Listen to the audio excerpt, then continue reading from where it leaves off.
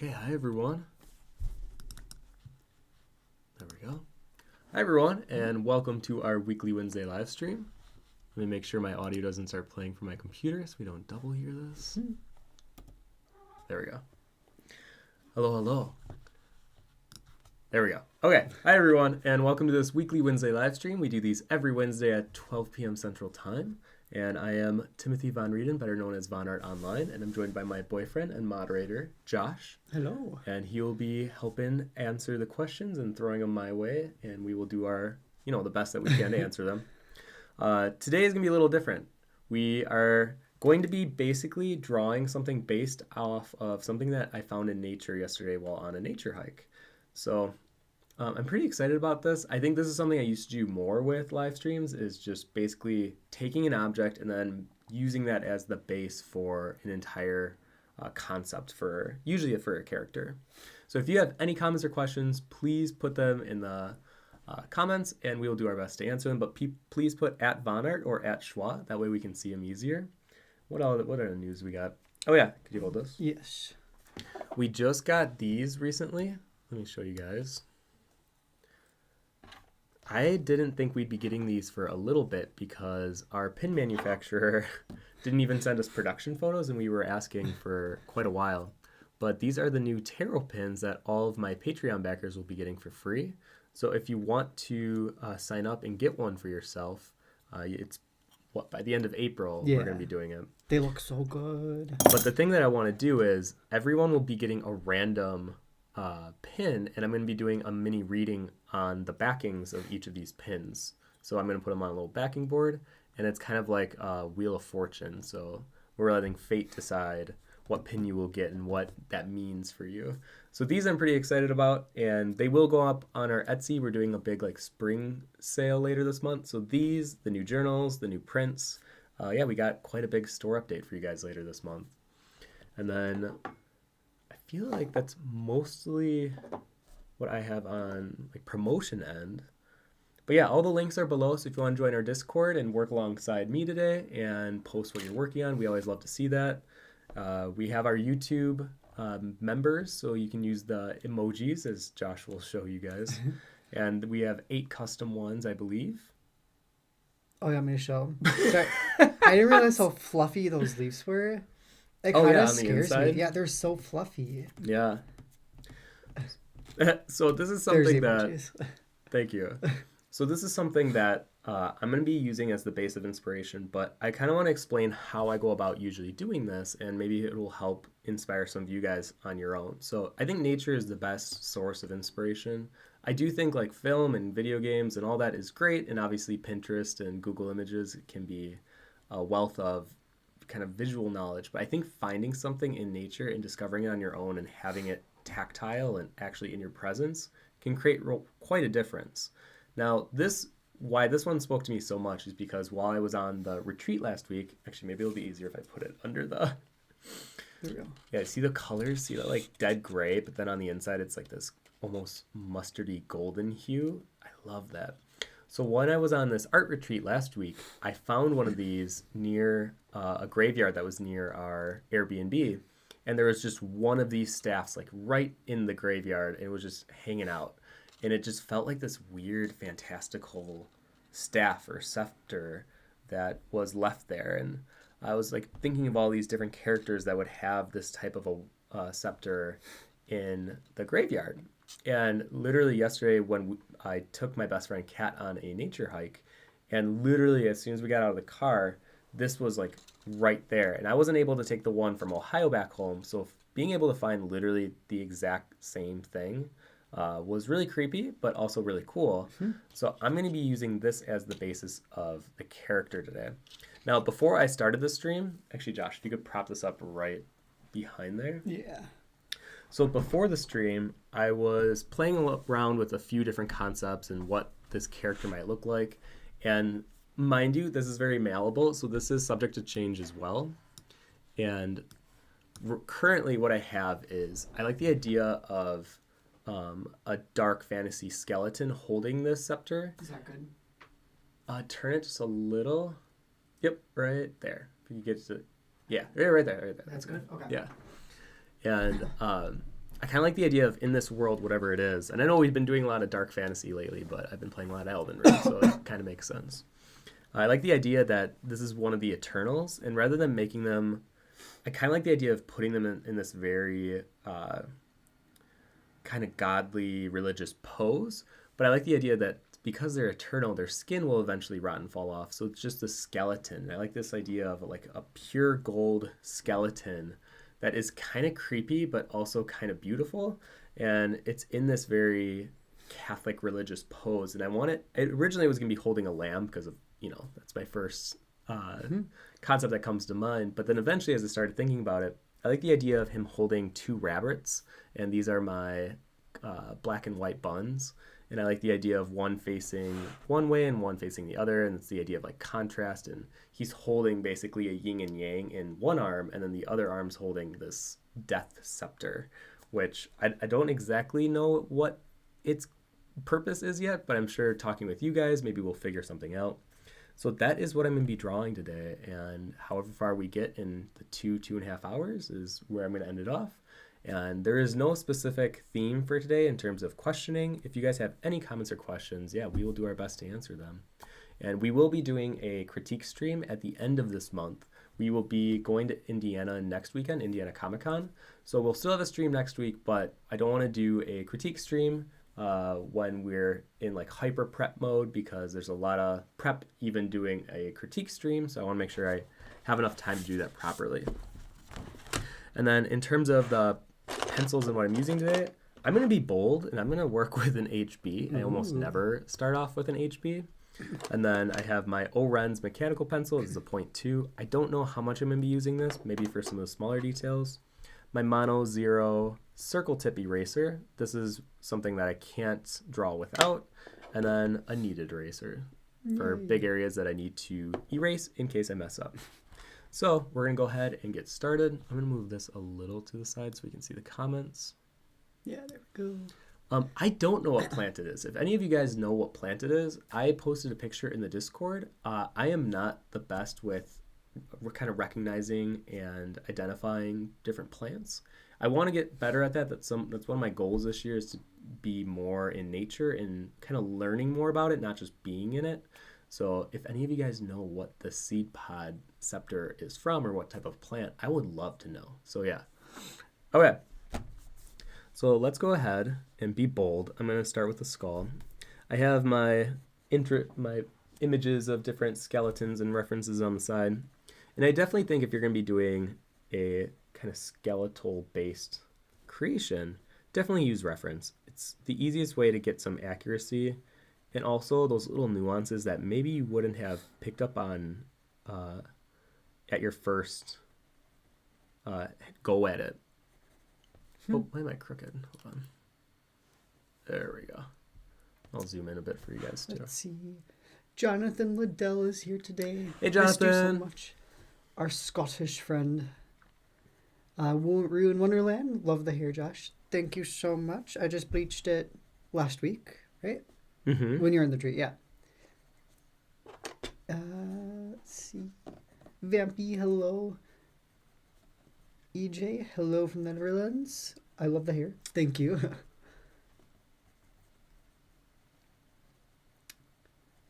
Danae says, I'd love to hear more about how you prep for cons. Oh boy. Oh boy, yeah. Oh, and thank you for whoever just subscribed. Sorry, I missed that. Category. Thank you. You're right. I have the volume turned off, but there we go. Now we can hear you guys. So okay. thank you.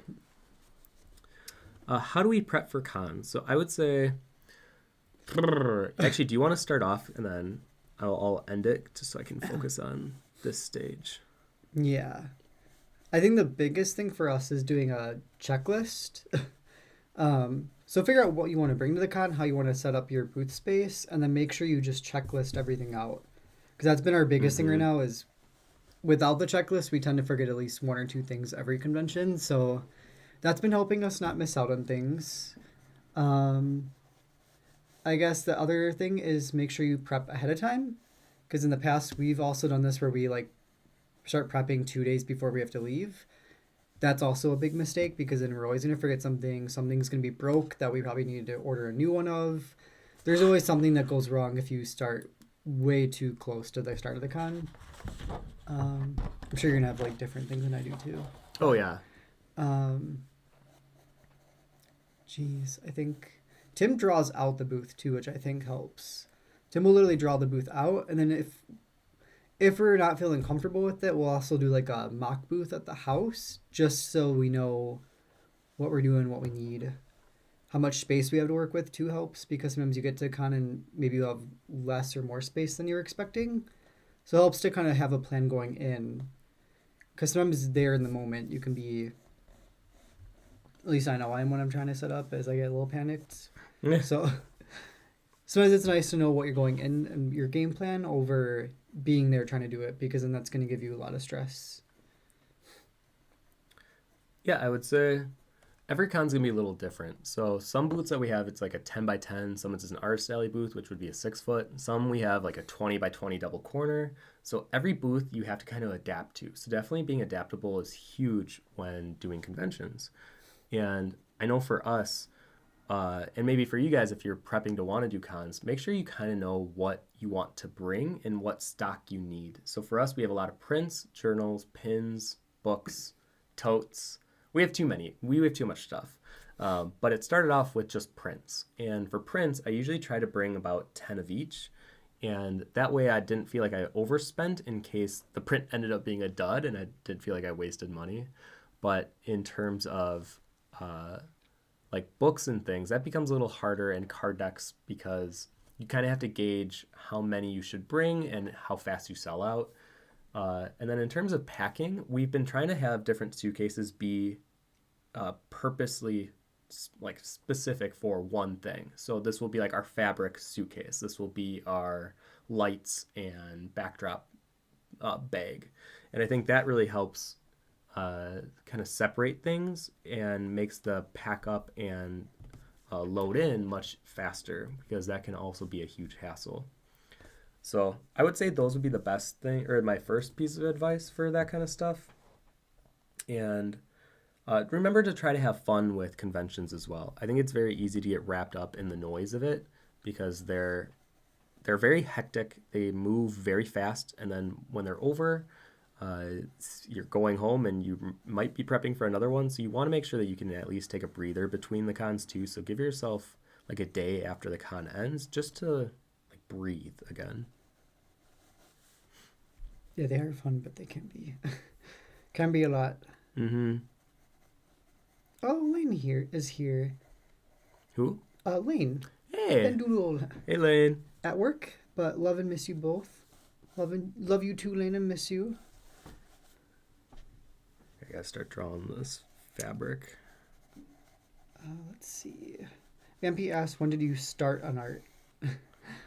I mean, ever since I was a really little kid. My sister was the one that kind of got me more into it. She would help teach me how to color when I was just a little kid with, you know, those coloring books that I'm sure we've all had, like a Disney one or something that was similar. But I specifically remember my family, they kind of knew early on I was into Halloween because I really liked Hocus Pocus. So they would always give me a lot of these coloring books that were like pumpkin or vampire or witch themed, and I loved coloring in those.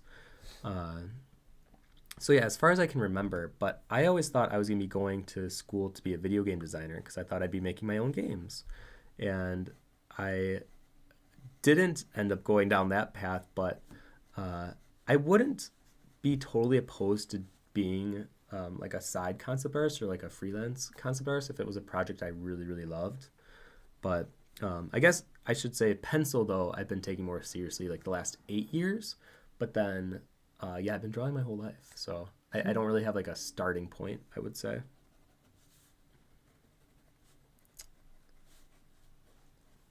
Danae says, I believe those are milkweed seed pods. So I pulled up pictures quick of it. Oh, yeah, that looks like it. Right? Wait, do you like dead one? Or like husk? So it must... I love you guys. I love that you're able to just see it and just know. Literally, when I went on this hike yesterday, like I said, I was with my best friend, Kat, and like 10, 15 minutes into it, because we were exploring different varieties of moss, and we were like really observing it. and this young kid came up and started talking with us. And what we thought was just going to be like a chance encounter ended up being an hour and a half discussion. And this kid was so Wisconsin, it hurts. Like a lot of, oh yeah, don't you know? It was really nice though. I love Wisconsin people. And he ended up being this like nature expert. And after a while, we were discussing like what he does on the daily and blah, blah, blah. And then it kind of became clear that he was younger than us. And then when he asked for our information to like stay in touch, he was like, "What's your Snapchat?" I was like, "Oh, you really gave it away that you're much younger." So then we kind of figured he was in his 20s, but it actually turned out he was 18 and still in high school. And guys, I don't know if you are in high school watching this, or if you're like me and you're a millennial that high school was like 14 years ago, but it's way different now. He was telling us that everyone gets an iPad at their school, and then you basically go from class to class with your iPad. You set it down, and all the agenda that is for that class is on the iPad. So the teacher isn't really teaching anymore. The teacher is there just to help in case the iPad breaks. So then you're going into the room, and then when class starts, you're just flipping through the iPad, reading and doing the assignments on the iPad. And then apparently everyone has their right hand holding their phone, and they're kind of like scrolling on TikTok or whatever with one hand and then pretending to do the lesson on the iPad. And they rinse, wash, repeat this 8 times a day for the different classes and then go home. And he was saying there's not a lot of communication in the hallways. Like friendships are not what they used to be. And apparently nature, I hope this isn't true, but apparently nature for high schoolers right now is like the nerdy thing, because they were taught it in 7th and 8th grade of like earth preservation. So it became seen as like this nerdy school thing rather than it being like this beautiful kind of antidepressant thing that it should be. So that was bizarre. But I think the coolest thing that we learned was he knows so much about nature, and that really inspired me, because I wish I could just go into the forest and woods and be able to identify different plants and know how they work in their structure. I've always had a curiosity for biology, and that's one of my goals this summer. So if any of you guys are kind of in that same realm, I think a lot of June, July, August streams, I think I want to go into the forest with Josh and like go on hikes and then find different cool nature inspiration and then bring them into the live stream. And I don't know what that looks like yet, but that was definitely the feeling I had after yesterday. And that's why today we're doing the stream based off of this really cool, what was it called?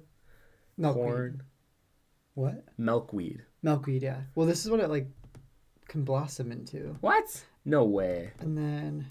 No way. Yeah, that's it. Danae, good job. We have some botanists in chat today, because I don't know how I started that one. Yeah, that's it. Wow, you were right. The milkweed plant.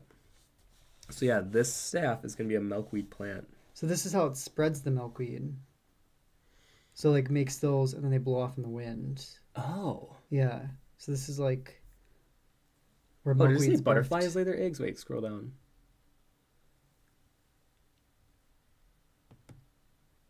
We're learning about milkweed. We're going to learn today. Yeah, Josh, if you want to learn a little bit more about them. Well, Danae says, I know milkweed is both poisonous and medicinal, which is kind of cool. Oh.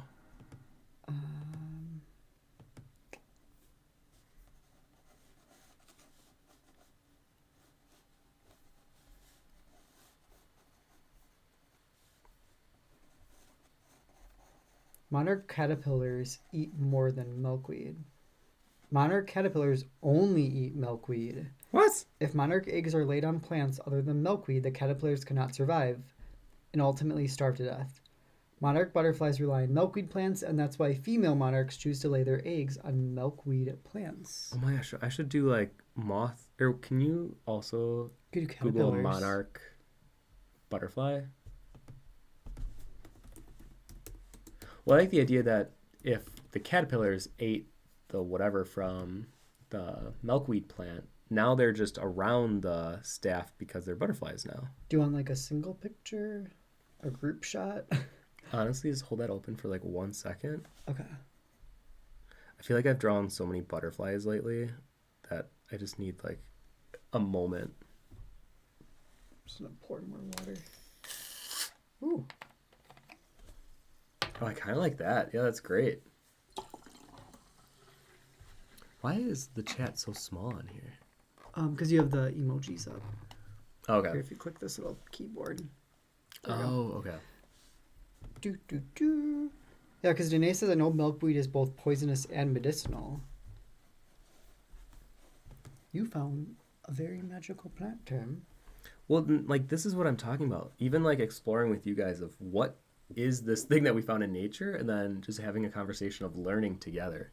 This, to me, is way more exciting than just, like, drawing random things every week. There's an actual bug that's called a milkweed bug because it lives on them. What? These. Oh. Well, they're kind of cute, actually. Right? They kind of look like the stink bugs we get in the house. They're like a colorful version. Yeah.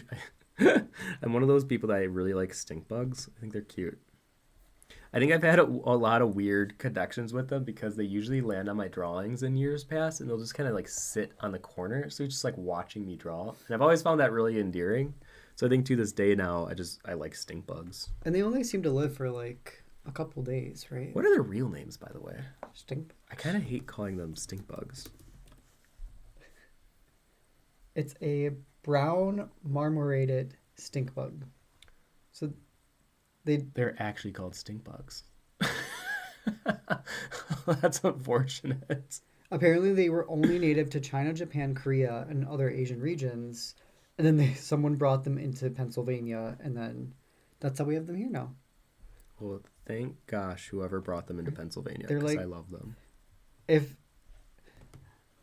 I'm okay with bugs, but I just don't like touching bugs. So if I see a bug, I'll just have Tim come grab it. But he'll literally move the bug into the room here. Yeah. So Josh hates this. Yeah. I don't take them outside. I just bring them into my sunroom. And you put him on the plants in here. Mm-hmm. But oh, and Josh and I are learning how to make terrariums this weekend. We're gonna make our own little moss terrarium. So I'm very excited about that as well. And you know what? If things go well enough, I think Josh and I could do a stream. We'll teach you guys how to do or how to make a moss terrarium as well. Because I also learned how to find moss in the wild, and then how to take just, not a lot, just enough where it wouldn't totally disrupt the nature that you find it in, but enough where you can then bring it home safely and then make it into a terrarium and let it grow and spread into a cool little thing that you can take care of. also, hang on, the stink bugs. Yeah. They came into the United States in 1998. So think about What? And it wasn't just condensed to Pennsylvania. So imagine how quickly they replicate it. Wait, so when we were kids, stink bugs weren't around us? Probably not as much, no. No, because I was born in 89. So that means for like almost 10 years. Yeah, you didn't have them. Yeah. When I was born, yeah, stink bugs didn't exist yet here.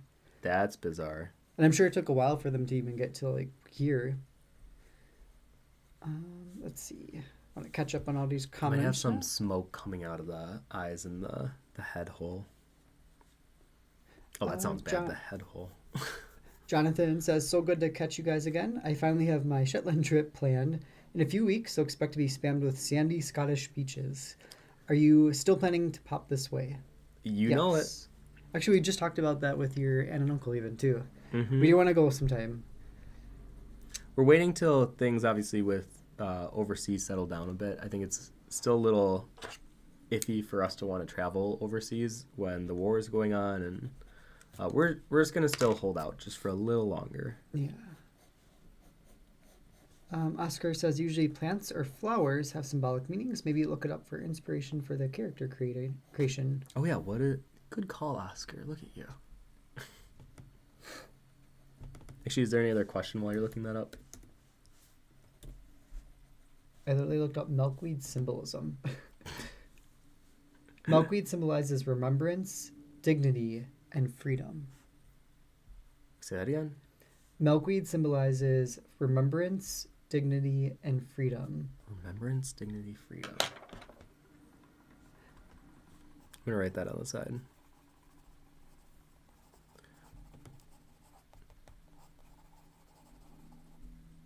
Yeah, and that's so interesting. So they are the only food that the larvae of monarch butterflies will eat. It's the only thing they'll eat. That is really weird. Yeah. So you think of all the orange and black butterflies we see, they all ate from this plant. We should grow milkweed in our yard. Maybe that'll attract them then. Oh, yeah. Actually, see if we can buy the seeds. Is that I would think yeah. right? I'll figure that out in a second. Let me get We'll figure that another comment here quick.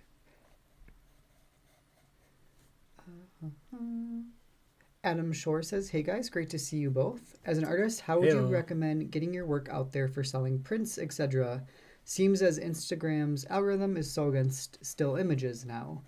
Like, would you say Instagram is still a viable platform for getting your work out there, or would you recommend something else?" You're telling me. I mean, Instagram has been a headache the last 8 months to 9 months now. It all started when our account got banned. We're not exactly sure why, but one of the things last June, like I said, I don't know exactly why, but I know our account got flagged for, we did the Hangman Tarot card posting, and it got flagged for promoting suicide, which I thought was outrageous. And then we weren't able to promote after whatever point in June, and then since then our account's been suspended. So I've always thought it was just me not really gaining a lot on Instagram and struggling with the algorithm and whatnot. But after talking with a lot of artists, no, it's like a lot of people are struggling with Instagram right now specifically. So is it still viable? Yes. Do I think it's good to also expand into other social media territory right now? Absolutely. I think Twitter has been a very big focus for me right now, and I haven't tested it out yet. So when I do the sale later this month, I'll let you guys know what was the percentage of people that came from Twitter to our Etsy and to the original shop that we have, and was Etsy a viable platform? Because I've been really putting more effort into Twitter. And this past month, I gained only 3,000, and that may seem like not that much. But for me, the last 8-9 years of having Twitter, I only had 9,000 in the 8-9 years. So to have 1 month to gain 3,000 is kind of a big thing for me. And it's kind of showing it, there's some kind of hope because Instagram was the opposite of hope. Instagram was defeating me. It was bad. So yeah, I would say... what's that called? Diversify? Yeah, diversify your portfolio right now and really try to focus on your work. And I know how hard that is because I am so aware of how much social media is integrated to our financial security, and it's really tough when it's not going well. So I get it. Trust me, I get it. But try to stay focused on the work and creating the best work you can. There will be a market for you eventually. Maybe it's more in person. Maybe it's on YouTube. Maybe it's Patreon. Maybe it's somewhere else. And I think not letting social media break you down is kind of the goal. Because even right now, my Instagram has been basically plateaued for the last 5 months, which is crazy for me. And in November, December of last year, it really got to me. But now that I'm doing better and I feel more secure in what I'm doing and why I'm doing it, it doesn't bother me as much. So yeah, you definitely not. You kind of let go of that finally, I think, which I think is good. I mean, I know kind of a long-winded answer, but I think there's a lot of my association with social media lately that has been so bad and kind of borderline unhealthy. So I don't want any of you guys getting too wrapped up into that as well. I mean, Tim hasn't really looked into other platforms though, but I just feel like for sheer number of people you can reach out to, Instagram probably still Twitter is the best. Well, yes, Twitter, yeah. I mean, is there really any other... Because even DeviantArt just doesn't have the reach that Twitter does or Instagram. I think DeviantArt I still do just because that was one of my beginning platforms. But weirdly, on Etsy, DeviantArt still is one of our sources for where people find us. Oh. Actually, the weirdest thing is right now YouTube is the number 2. Even though we only do these weekly streams once a week and they're not the most organized, we don't have special effects, we don't have hyper intros or anything. I'm not really an entertainer when it comes to art. I think of more like Ross or Jazza or any of those type of artists, like they're the ones really investing in YouTube and making it more of like a viable income source. But for me, I just do this for fun and to connect with you guys. And I feel like live streams are always challenging because drawing something live from scratch, I think it can be difficult, especially when you're not feeling it that day. Having people watching you live is intimidating. So I think this keeps me on my toes, but who knows? Maybe this is more of a viable platform, and I'm just kind of stumbling into that. Danae says, coming out with Justin Donaldson and me, our area is called the Experimental Forest because there are so many varieties of plants. Oh, so you know Justin. Yeah, Justin's amazing. I would love to come visit you guys and have a little nature kind of art retreat. Yeah, you set it up and make it happen. Let Justin know. I'll be there. I feel like we're still trying to find good places. I mean, the place you and Kat went, I think that's this place we went a while back to, right? Mm-hmm. Yeah, with like the big fields that are really pretty too. Well, that's where I want to take you to get your moss because there's so much good moss there. Oh yeah, you guys ever want to make circles? This is the iris. It took me a second. The maker's cabinet. It's a very expensive tool, and I don't think you necessarily need this. I still use cups and bowls and whatever I can find, but I knew specifically this was like a perfect size for what I wanted today. So if you have excess money that you're willing to throw at fancy looking drawing tools, yes, this is cool, but I wouldn't say it's worth the price tag. You know, it's so funny because your review of that, the video you did, shows up on my recommended like every other day. And also I'll click on them when it shows up just to like maybe help the algorithm a little bit. Yeah. And then still, even after I watch it, it'll still show up again in my feed like really the next week then. Yeah. I don't know why it's bizarre. That video specifically too for me. Elena says that is so bizarre to hear about high schools. Oh yeah. So Tim was saying earlier, kids, they met a 18-year-old on a nature hike. And they just use iPads in class. The teacher didn't even teach. But Elena says, that is so bizarre to hear about high school. For us, we have more computers than I'm used to. And when they work with them, they mostly don't do anything unless I am next to them. That's so bizarre. I just can't imagine being in high school nowadays. Hi, Casper. Gosh. Casper's been so needy today. Yeah. Oh, has he been really? Astrid's been... Astrid. Good morning, sweetheart. So this is Casper the cat, if you guys are new here. He's our newest child. Maybe if I hold him, he can be next to you still. Yeah. Come here, sweetie. So I thought I would give him the skeleton kind of a fun halo ring. I told you like a baby. What?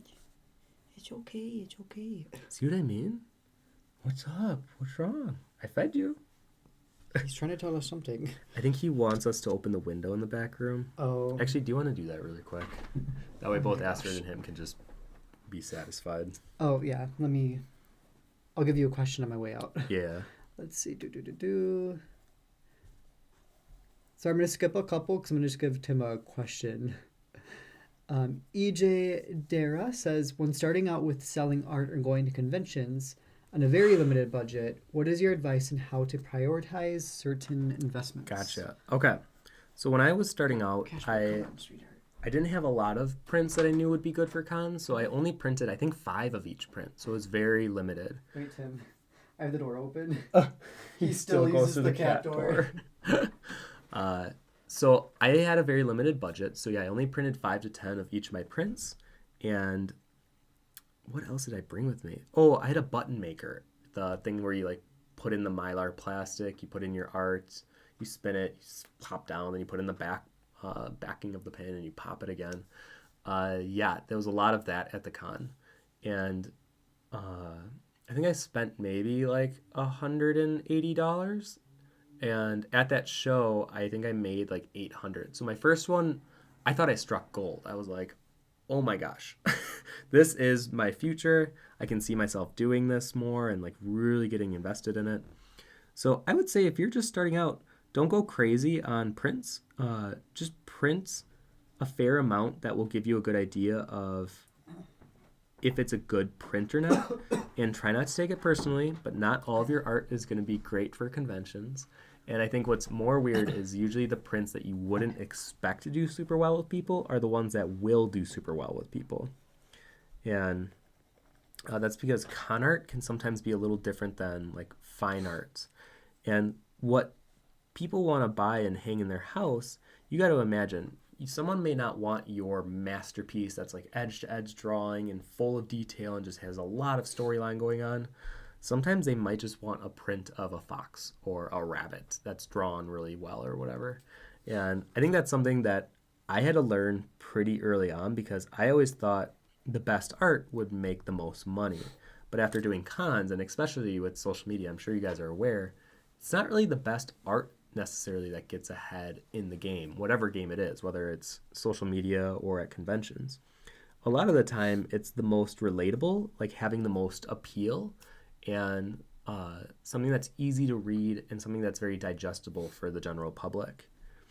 So that would be my advice if you're just getting into cons is don't stress out about like creating masterpieces for the show. Maybe sometimes start off with like simple drawings just to gauge people's interest and to kind of give yourself a better idea of like, what am I trying to go for here? What am I going to try to create?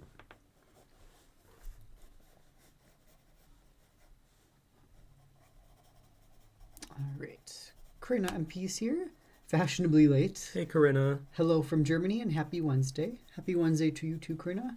Josh, your hair looks great. Thank you guys. You guys are so nice. I was not so happy with it at first because it really came out bronze.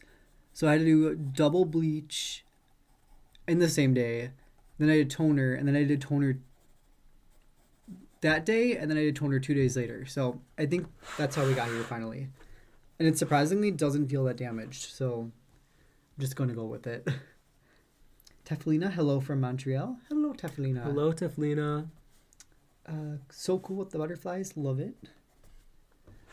A view is a view. Hello, Vonnart, mods, chat, and thumbs up. Hello. Ejadera says, I'm even older than you, and when I hear about how Dutch high school is now, it's so alien to me. It's crazy. I mean, I was homeschooled in high school, but even for me, I still even had like video teachers and stuff like that. So I still had some kind of like face-to-face kind of going on with that. So it kind of made learning more interesting to me. I couldn't imagine having to like read my curriculum basically, because I think that does make learning so boring. I don't know. You have to have someone who's passionate about what they're teaching, because that's going to make the other people then excited about it. Yeah, who would honestly want to learn that way? Yeah, I don't know. Because even math, like, gosh, if I had to... Oh. I would hope math teachers still... I don't know. Yeah. Because doing algebra just by reading about it, I'd be done. I couldn't do it. I'd be getting an F. Literally couldn't imagine. Yeah. I barely passed algebra. So that was with the teacher. And that's surprising. Damn. A view is a view says a stink bug caught in a dryer will let you know why they call them stink bugs. Or step on them. They smell so unique. I feel like at this point, we've been so desensitized to the smell of them because Tim just keeps them here. Well, apparently they only produce their smell when they're threatened. So actually, I rarely smell stink bugs. Oh, they feel safe. And I'm one of those super weird people. I actually like the smell of stink bugs. I think it creates this like sweet, bitter smell. I don't think I've ever smelled one, to be honest. I can't even like. It's a very unique smell. Yeah. Maybe our entire house just smells like stink bugs and we don't even know anymore. Rune Wonderland says, yes, please. I'd like to make myself a bottle garden. Look it up. They're beautiful. Yeah, because the terrarium our roommate Deandra makes, she made one for one of our friends and it looked really good. Mm-hmm. So I would love to. Let me look this up though. Bottle garden.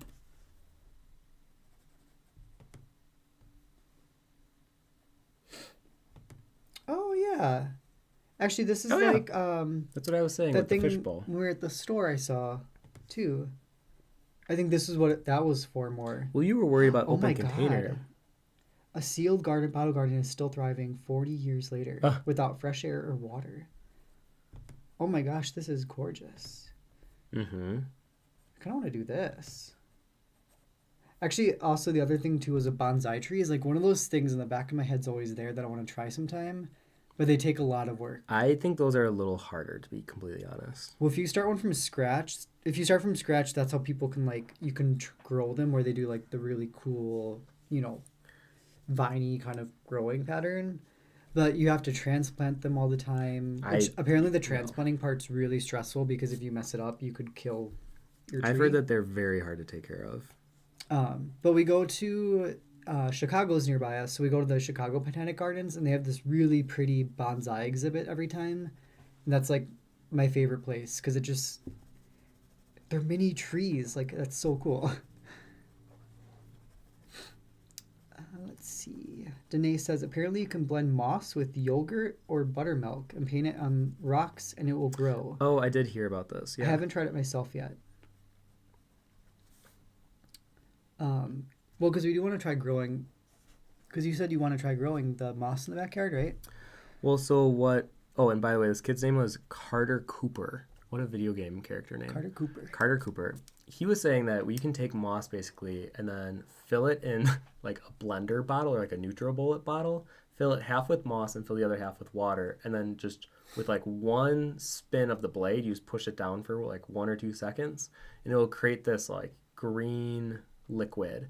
And he was saying you go outside and with what was it? Not a siphon. Cylinder. Not a cylinder. Colander. With a colander, you pour the liquid through it and you kind of spread it where you want the moss. And apparently that is a base for moss to grow from.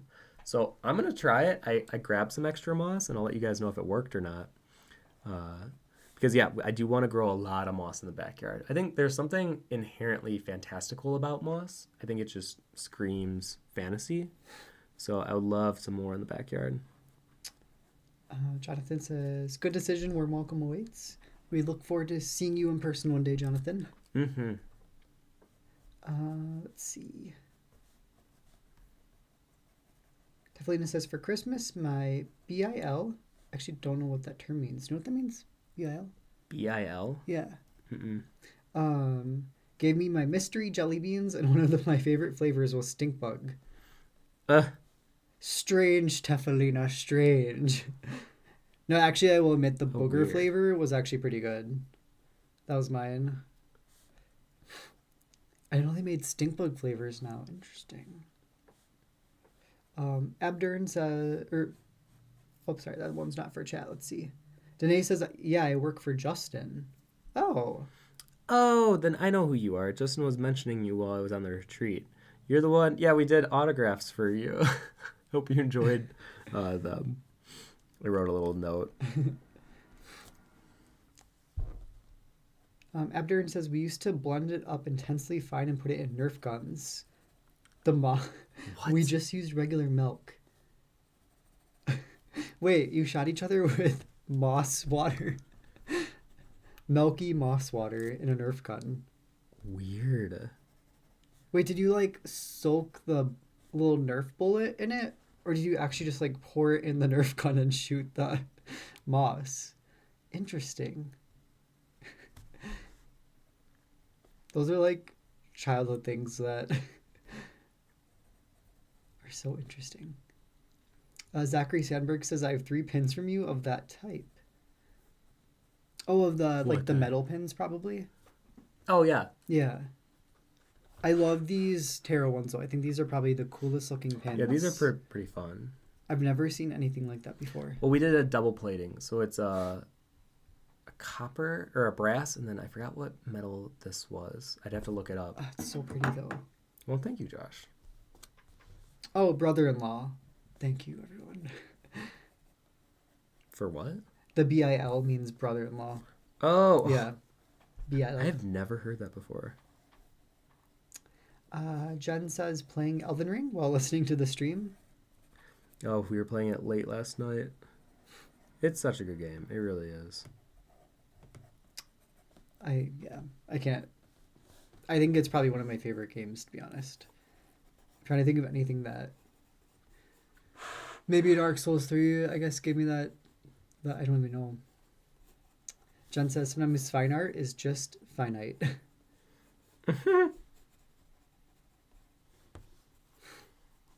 Catalina says, I think there's a shortage of teachers or something, and some of the ways some of my peers acted in high school made teaching seem like the most undesirable job.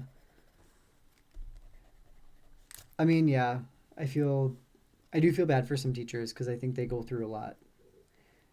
Especially, yeah, because apparently nowadays they don't do much at all. I think they're still dealing probably though with trouble. Oh, I'm sure they are. Yeah. I would hate being a teacher and then being told you have to use this iPad in your curriculum and you're like barely teaching. I'm like, that's not why I became a teacher. I became a teacher so I could teach, you know? Yeah. I think it's hard because a lot of kids probably are going through things at home, which carries over to school and then carries over to the way they teach or treat their teachers, stuff like that. And I know there is a shortage too of teachers right now, so that probably is maybe an aspect of it. Because like maybe they're demanded to do so many things at once. I don't even know. I have no idea. I do not know. Oh, look at the little bunny's ears. Mm-hmm. Getting that bunny back. Right. I know we have so many bunnies in our backyard right now, too. Karina says, any project plans or story the drawing belongs to? So I like the idea of, I was just telling Josh before the stream started, I think once my big obligations of like the tarot deck, this mermaid deck, the 5-foot drawing upstairs clear up, I'm going to really dive into swordplay fully, and that is the graphic novel I've always wanted to create. But I think after that, and I know this is a lot of like backburnering, but I think after that, I really want to do a world that's like super fantasy. Like you can't even go like one block without something crazy happening with magical integration of some level. And I like the idea of like if this character example could fit in that world where he would be one of the Eternals, where essentially he either was like blessed or cursed, depending on how you see it, with this golden skeleton that can never die. So then over the years, his flesh just like rotted and fell off. And now he's just like walking around as this golden skeleton. And he is a keeper of something. I'm not exactly sure what, but I like the symbology, or not even the symbology. I like the aesthetic of this very religious pose in a very striking manner where he's, instead of holding a lamb, he's got these two rabbits of contrasting value, and he's holding the staff, and it is very much this religious undertone or like a spiritual or demigod feeling, and you can't quite tell if it's good or bad. And that's always been my favorite type of fantasy, is it's somewhere lingering in that middle ground. So I mean, since you kind of have the Catholic theme, he could be like the guard to the entrance of purgatory or something. I don't know if I want purgatory though in my world. No. Mm-mm. I think I like the idea of possibly when you're dead, you're dead. Okay. But I like the idea of him being eternal and this like curse of being alive, or a blessing of living eternally. Jonathan says, as someone who trained as a high school teacher a few years back, it was definitely an experience. I better go back to it. Catch you soon. And then Jonathan also says, swordplay, please. I like I said, I have been very excited to really dive into it, and I think it's been hard to work on these bigger projects lately because of that that desire to want to make my book right now. And I'm definitely a man of my word, so I'm finishing the things that I have been telling people I would finish for a while now, and that is literally my first goal. So getting these all done basically makes room for me to be able to do swordplay and stuff like that. Elena says, I teach middle school. Every single teacher has told me that their job has never been this awful as it is now. We are going on strike because if we don't, we are going to crumble. I'm literally sitting here having been anxious because some of the things that took place at work today, and I feel actual fear going to work tomorrow because of it, and we have to just deal with it. Sorry, oversharing. Oh no, this place is a place that you can share whatever you need to do. Today's probably my worst day as a teacher, and just I'm not Wow. doing well because of it. Oh, Lena, I'm so sorry. Yeah, I'm sorry to hear that. I mean, I'm telling you, after hearing the story, my jaw was on the floor. I just could not believe how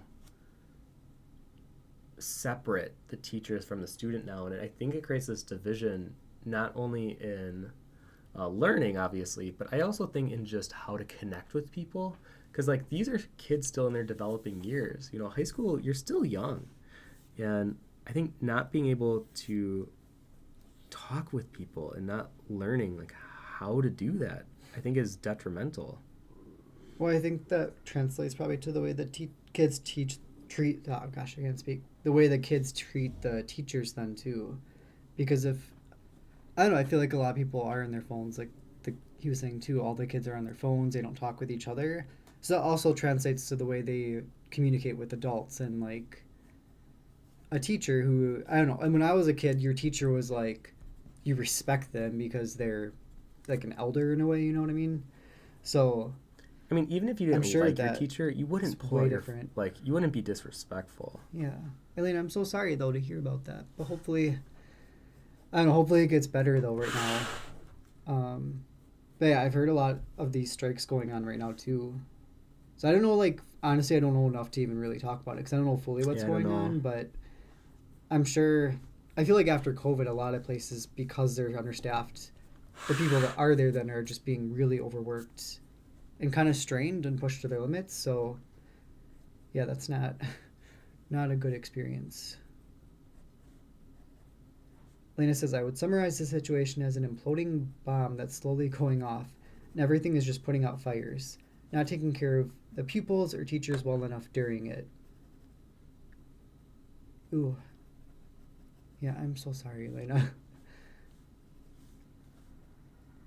Felix is here. Hello, everyone, joining a little late.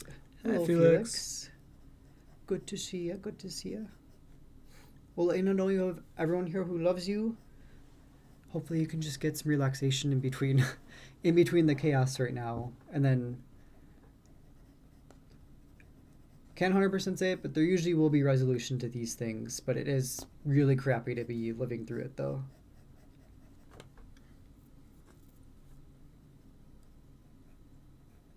It's just frustrating. There was just something that happened that I won't go into, and then on top of that our headmaster's disappointing response to it just makes me want to not go to work. Yeah, I'm sure when the person that's kind of overlooking everything isn't really doing much about it, that makes it more frustrating too. The way I was looked at too is if I gave excuses to bosses, but I feel like if the boss isn't doing much about things, it's usually probably because they're being really overworked right now, or they have pressure on them also, which then strains into everyone below them, and then it's just a really ugly cycle then.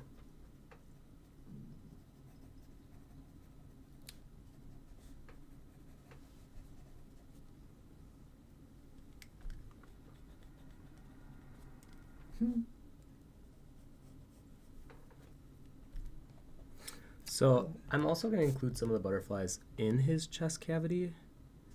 I like the idea of kind of integrating both. I think when you include an element, I think it's good to integrate it if you can without it being too forced. Quick idea. Yeah. What if some of that milkweed plant, so not the seed that his staff is, but the plant is growing on the bones in certain parts? Oh, I kind of like that. Because like the seeds blew from the staff. Let's see.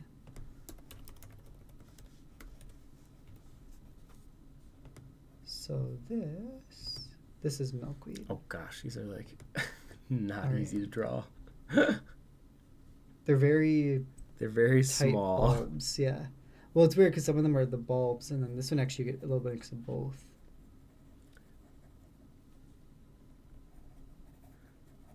And then we were talking about earlier how to grow milkweed, so I'm gonna have to look into that too. Because it'd be kind of cool if we could get some monarch butterflies. And I love the little monarch caterpillars, are so cute. Yeah, I guess I'm gonna have like the plant kind of growing out of this bone. This might be kind of hard to see, but I'm gonna do my best.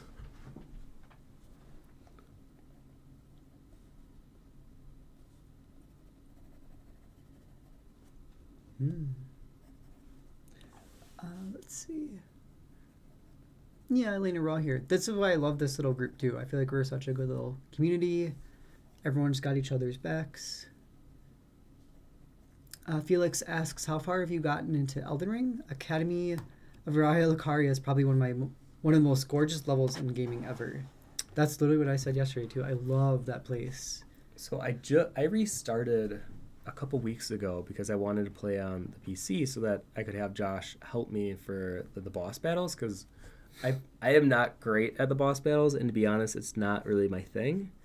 I love the designs, love everything about the game, but like actually feeling that like really cool sense of beating bosses, I've never felt that really in games. Even in like really hard ones like Celeste, or I guess Celeste isn't really that bad, guys. Or like Hollow Knight, Cuphead. Cuphead did give me a little bit better sensation than in this game, but it's never been like my main thing. So for me, Elden Ring's literally about just exploring and wandering. And I'm like 25 hours into it, and I've only fought one of the main bosses so far. But Tim did just get to the Academy last night. I did get to the Academy.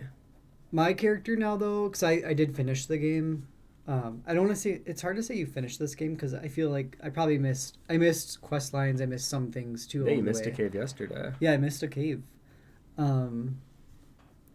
But my character is level 160. So when I go into Tim's world, it'll make things scale up a little bit for him. So I'm leveling a different character right now, so that we can play together kind of at the same level. Yeah. Oscar asks, have you heard the song One Day the Only Butterflies Left? Mm-mm. Butterflies will be in your chest as you march towards your death, breathing your last breath. It's a great song, really reminds me of this. Yeah, that's strange. That's literally what we're kind of drawn to do. Yeah. So the song's One Day the Butterflies Left.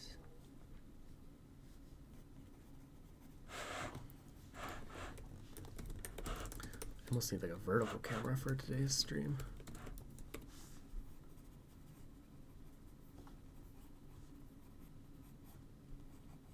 Oh, it's Bring Me the Horizon. Sing that one. I'll have to listen to it when the stream ends. Yeah, I've never heard that.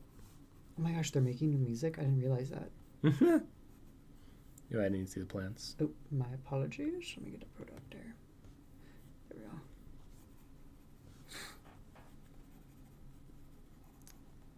Yeah, I have a few favorite areas. I also...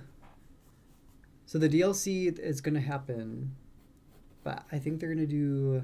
I like PvP, so when I play Dark Souls too, I kind of like the PvP side of it too. So I think they're probably going to do arenas. So if anyone played Dark Souls 3, they made arenas where you actually like... It kind of does matchmaking, and then you have it's like a timed fight, basically. So I'm thinking they're probably going to do that for this game. And then I think, honestly, they could build off this world for, like, the next 5 to 10 years if they really wanted to. Yeah, I agree. Like, if they just did big DLC releases and add it in, like, another continent or something, I think that would do really well. Because I love the world, and it's one of those places that you kind of escape into in a way. So I feel like they could just keep building off it. But I'm curious to see if this means going forward they're going to keep the same formula then and keep it more open world, or if for future games they'll go back to linear. But I feel like because of the success, probably more open world. And money talk, so I feel like they'll probably stick with open world. I mean, if they make more content like this, I'm definitely in. Yeah, From Software is so interesting because if you go back to their games before the Souls games, they were making like shooter games and stuff even. So it's so weird to figure out, like, see their history of trying to find their niche, and then they found it, and then they got it. Yeah, they had a game where it was, imagine this aesthetic kind of. So it was like creepy skeletons, weird monsters, but you literally used a gun. Oh yeah, that is Yeah. weird. I don't like that. I guess kind of like Doom in a way, but... Felix says PvP is the one thing that doesn't work for me. There's a quest line where you have to invade, and as a mage, you run out of mana before being able to kill anyone. Oh my gosh, you Yeah. have to invade? Yeah, actually, you got that quest line yesterday, too. You know, the Oh guy my at the God. start, he gives you that thing. His quest line is to go invade. Oh, Yeah. ugh. I agree. I'm not a big fan of that at all. The good part is you can just go in and then leave, and it counts as, like, part of his quest. Oh. Yeah, so you can Well, there just you go, sort of, like... Oscar. You don't have to actually Yeah. do anything. Yeah. Wait, was that Oscar or Felix? Felix, yeah. Yeah, Yeah, Felix, that's all you gotta do. You can invade and then just purposely die in that person's world, like jump off a cliff, do something, and then that counts for his quest. I think you have to do it a few times and then you're good. A few times? Yeah. Why do you have to do it a few times? He asks you to do it. Oh my gosh. Janisha's here. Hello, everyone. I'm super late. No worries. Tim's Hi, just Janisha. drawing a milkweed skeleton. I was like, well, I might as well actually draw the milkweed plant for the stream. Let's see, Oscar. Do you want me to keep this picture up still for you? No, I'm good. You're good. Okay. I'll come back to that later. Oscar says it's a super long title. I feel like Bring Me the Horizon tends to do that. It's a very beautiful song I'm trying to learn on piano. A quote from that song keeps echoing in my head. The last part of the lyrics, love isn't in the air. You have to listen to that one. I'm not listening to Bring Me the Horizon in a hot second. Firehide Arts says hello. Hello. Hello, hello. I was wondering if you have any advice or tips on how to draw and shade fur. It's a nemesis of mine and would love the help. Thank you in advance. Your videos are always so inspiring. So when drawing fur, you definitely want to group it into different shapes. So, like, I draw fur a little differently. When I'm about to do this rabbit, like, let me zoom in here. So when I do the rabbit, I kind of do it. I first learned how to do fur from watching clay sculptors, specifically Beth Kavanagh, and she really like creates the illusion of shape or of fur through shape. And if you can push your shape language around enough, it creates that illusion. So, let me see. Like on here, I'll probably add in a little bit of these just little kind of half circles, and if I do it along the entire body and kind of go in the same direction that the fur naturally would go in, it creates it. But if you're trying to do more realistic fur, let me do it on the side here. I would definitely still break it up into shapes first, and then I would layer on top of one another. You know what I mean? And then if you want to go more realistic, then you do like the stray hairs kind of near the end. But I would definitely shade all this first. And then if you're using pencil like me, using your eraser can be huge too. So if you do like a whole flat area of value, and then you can kind of darken up some of the occlusion shadows in between the fur like this, and then use that eraser tool and kind of just brush off some of that fur texture as well. And that should build up the look you're going for. But I really like stylized fur. I think personally because I've never been a huge fan of drawing fur. So whenever you see me draw creatures with fur, it usually has this flowy, loopy look to it because I prefer that look over real fur.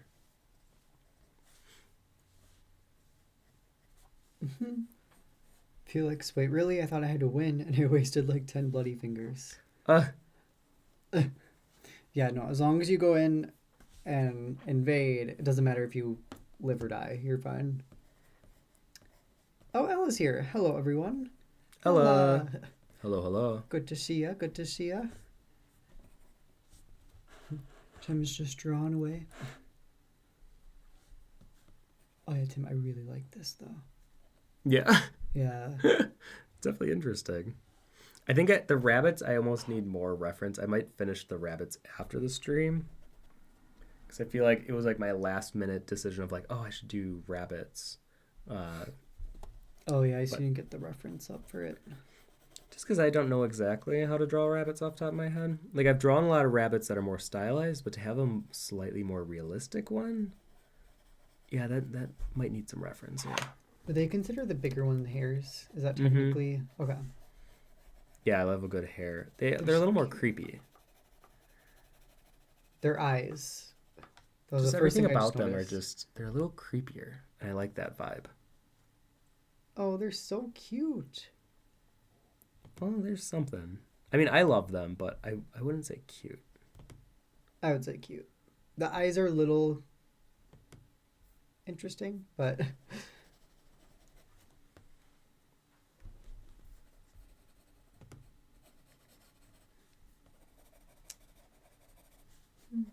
Janisha says the sketch is looking super magical. Well, thank you. And Ella says, how are you doing? This is looking amazing so far. I'm loving the rabbits. I'm doing really well. I mean, yesterday was amazing meeting this kid and just feeling like me and Kat always joke about like the universe. Like if you ask something, you'll get some kind of an answer in return. And literally as we were going into the hike, we were talking about wanting to actually learn more about nature rather than just being in it. And then here comes this guide walking down and like, oh, hello, how you doing? Yeah. And it was literally exactly what we wanted. So I'm feeling really good. I'm physically a little sick still. If you hear, I got some sniffles. I was on the retreat last weekend with the artist Art of Price, Alex Dos Diaz, Dustin, which is Inkwell Illustrations on Instagram, and then Sanglam Art. And the five of us were in a secluded bunker in Ohio, and all we did every day was just draw. Actually, I can show you. So one of the main projects I wanted to finish while I was there was the Queen of Swords. So you guys are getting kind of a glimpse at what I'll be posting tomorrow. She's almost finished. I got to do a value pass on her because there's some areas that are a little too light, like the crown's a little light in areas, and I want to edge up some of the swirly bottom throne. And yeah, this tarot card is done. But it was really interesting waking up and just working right out the gate because it was too cold to really go outside for the first few days. And I didn't like the feeling of isolated, not isolated, of just feeling like there was nothing to do but work. And I definitely do not want that to feel like my life purpose. I think I've struggled with that in the past of working too much and trying to find that work-life balance.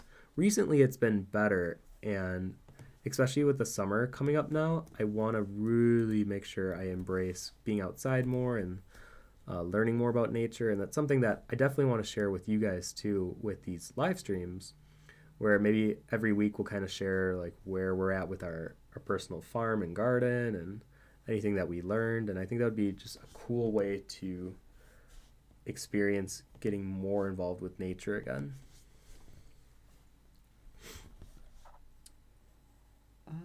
Dibujar says, what genre of art is that?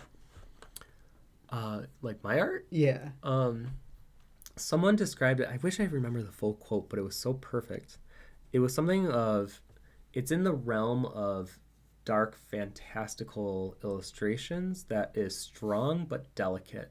And I think someone said it has this mixture of masculine and feminine energy. It is contrast in every form. Like I like a lot of the ways that other people describe my art, so I've been kind of just stealing how they've been talking about it because I like that. I like that description of like hard but soft in terms of art. And I think fantasy is definitely my it warms my heart. So I definitely stay more in that realm than I do like sci-fi or any other realm that there is. And yeah. Firehide says, oh, this is about the fur.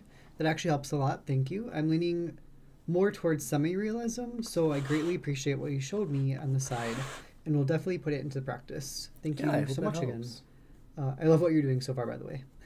Well, thank you. Oscar says not studying the lyrics for metal music is like eating gourmet food without paying attention to the flavors. I like that description. I stopped listening to Bring Me the Horizon since their singer died and thought they quit, but only recently found out they had a new singer and discovered they had 3 great albums. Yeah, I had no idea they're making new music. Been listening to them nonstop. Gosh, what was the... Yeah, it was football season is over. I remember that was one of my favorites of theirs. And then, oh my God, what was the name of that song? It's been so long. Yeah, this Bring Me the Horizon was one of the bands I used to, like, on repeat listen to. Oh, I didn't know that. Yeah. Same with my other, like... Oscar, you probably laugh at me, but my other, like, metal, though, was In This Moment, I think was her name. But I liked a lot of her songs, too. I listened to some metal back in my day. Ella says, so much detail. Oh, with the... Oh, the Queen of Swords. Yeah, the Queen, yeah. Oh, my gosh. That one took me a little longer than I wanted it to. That throne was a lot of hours. A lot of hours on that throne. Danae asks, what would your perfect art retreat look like? A day with Hishwa. No, he said a good one, right? Well, I want to take Josh to like places just where him and I can explore. But if we're talking purely like an art retreat with my art friends, we were watching this show on Netflix that took you to like really cool Airbnbs around the globe. And there was one, there were a few that were really cool, but there was one in Mexico that was inside like this giant snake. And it was like super colorful. There wasn't a straight line in the architecture. I think that would be really inspiring just to take a bunch of artists to and just collaborate and look at that. There was also a really cool like upscale cave home in Arkansas, surprisingly. And that had a really cool interiors. And I think like that type of an art retreat would be really cool for me. But somewhere where we could be in nature, I think the Smokies or the Appalachian Mountains. No, the Smokies. I love those so much. I mean, we could go to there as well. These are all trips I might sneak on. I'll just sit in the garden and read. Right, I'll just pack you in my suitcase. Yeah. Don't tell anyone. Yeah, I think those would be... and then also having, I think, no more than 12 people. I think when it becomes like 30, I mean, maybe that would be really cool, but I think 12 would be really a good number. Just so I feel I could connect with everyone without feeling like I missed being able to talk to someone. Yeah, I think that would be like my perfect art retreat. Yeah. Rossi says, hello guys, love this drawing. Well, thank you. Rossi. Hello. I mean, I still really want to go back to the Smokies again, though. Yeah, I think as much as I thought the Rocky Mountains were super cool and my favorite mountains, Smokies are definitely my favorite mountains. That really blew me away when we went there. Yeah. That was a nice little trip. Well, I think the Smokies, too, they feel fantasy-like in a way. Where the Rockies feel... I mean, they have, like, a fantasy vibe, but they're not as mystical or, like, mysterious. I would say the Rocky Mountains have a fantasy vibe. Smoky Mountains have a dark fantasy vibe. I think, to me, that would be, like, the big difference. Because there's just a witchiness to the Smoky Mountains that I don't think the Rocky Mountains hits. Which is fine. I think they're good for different reasons, but yeah. Yeah, I was happy Tim liked them because I love them. My family, well, all my dad's side of the family lives in West Virginia, Tennessee, so they're all like in the Smokies. And I always liked going to them. I just felt it's like that comfort feeling you get. I don't know what it is. There's like a comfort you get though being there. It's not, you don't feel like you're away from home in a way for a moment.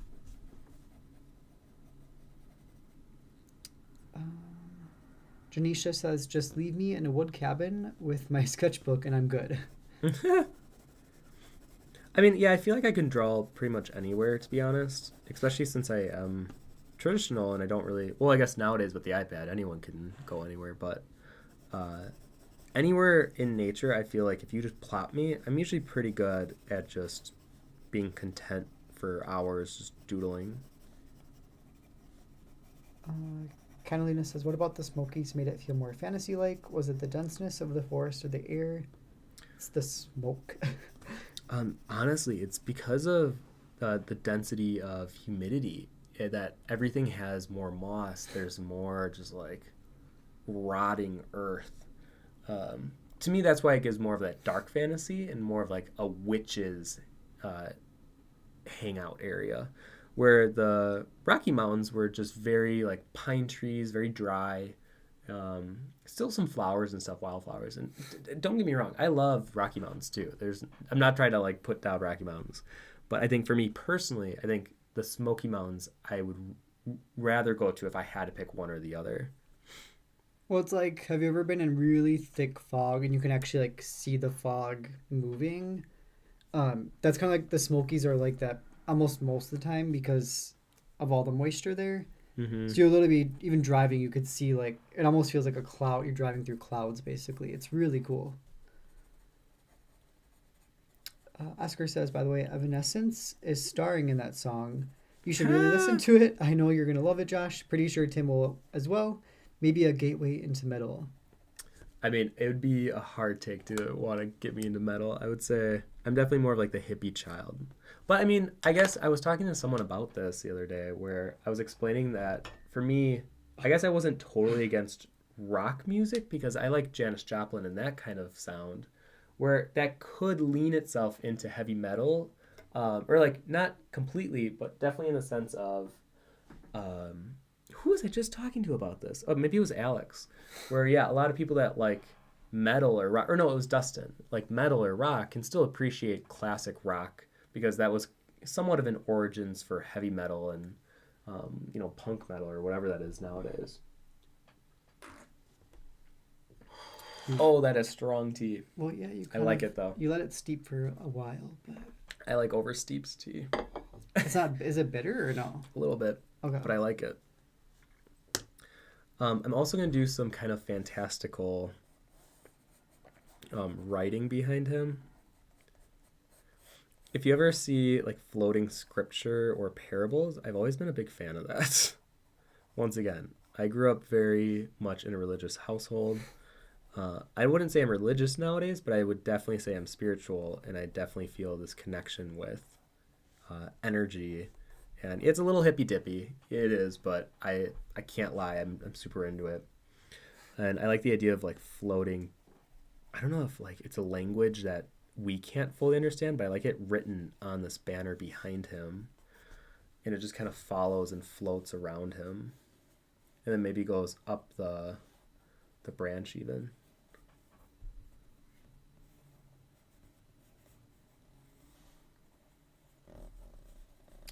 Danae says, we get that kind of fog here. I thought it was so magical when we moved here from Texas. The distant mountains peeking through. So beautiful. Mm-hmm. It really is. Yeah, no, the Smokies are gorgeous.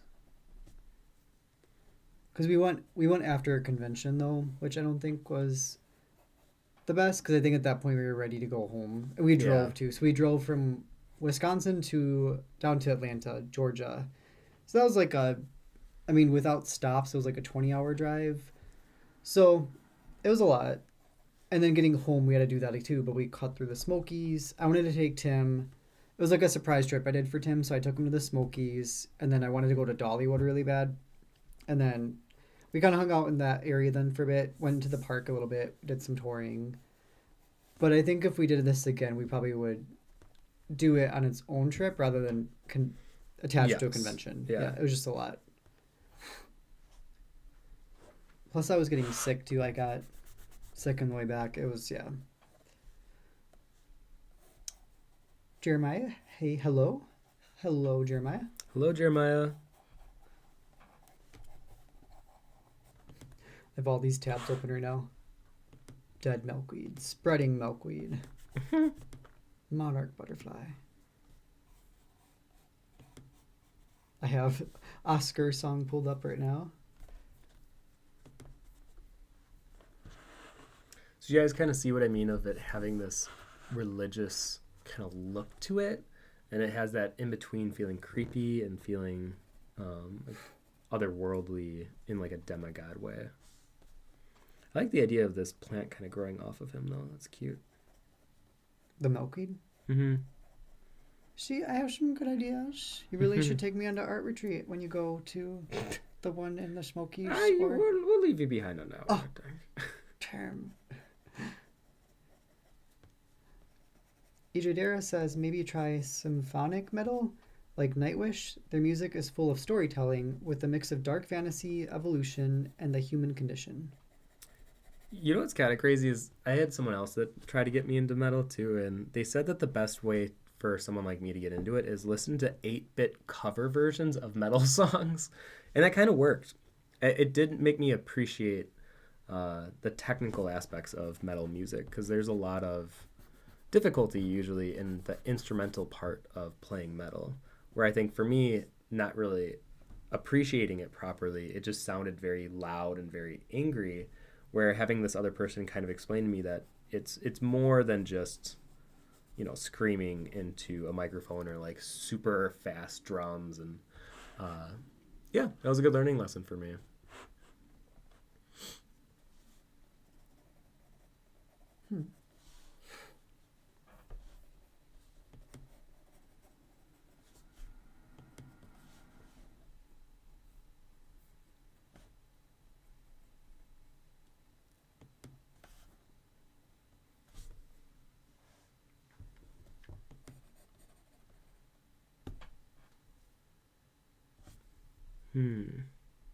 Yeah, the rabbits I think I'm going to do after the stream, but I can at least get some of this pulled together.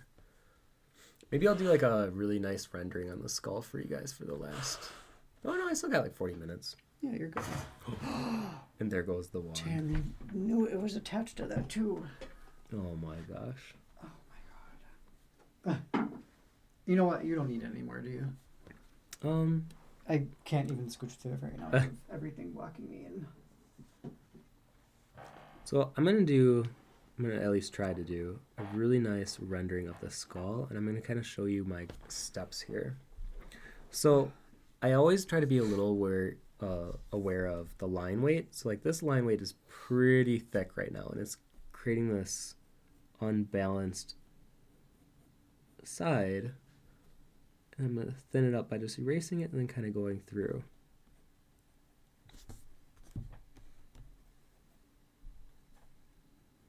I don't think I want maybe just a very subtle dot for that creepy factor of an eye.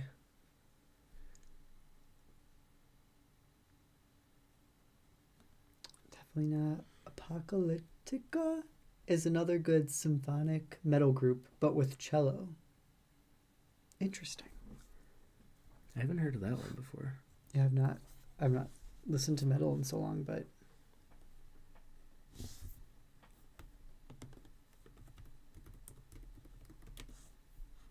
feel like the only metal I really had introduced to me when I was younger was, if any of you guys played like the early Twisted Metal games, those games had specifically like Rob Zombie and that kind of a sound to it.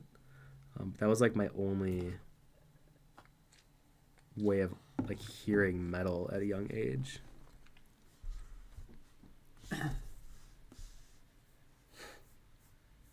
For better or for worse. yeah, I still find it funny that you played that game. I didn't just play Twisted Metal games. I loved them. Twisted Metal Black, I still would put in my top favorite games ever. Really? At 1,000%. It's like, for what it was as a complete package, it gave it everything to me. Like the stories, all of them felt pretty well thought out. I mean, yeah, some were stronger than others, but every character felt like there was love behind it. And it wasn't that they were marketable. It wasn't that there was like a hidden agenda. Where you look at the Twisted Metal that they made on the PS3, and that felt very much like, okay, let's just pull what are the popular characters and we'll just make it cool. I felt like that felt like the theme of the new Twisted Metal versus Twisted Metal Black, which was just powerful.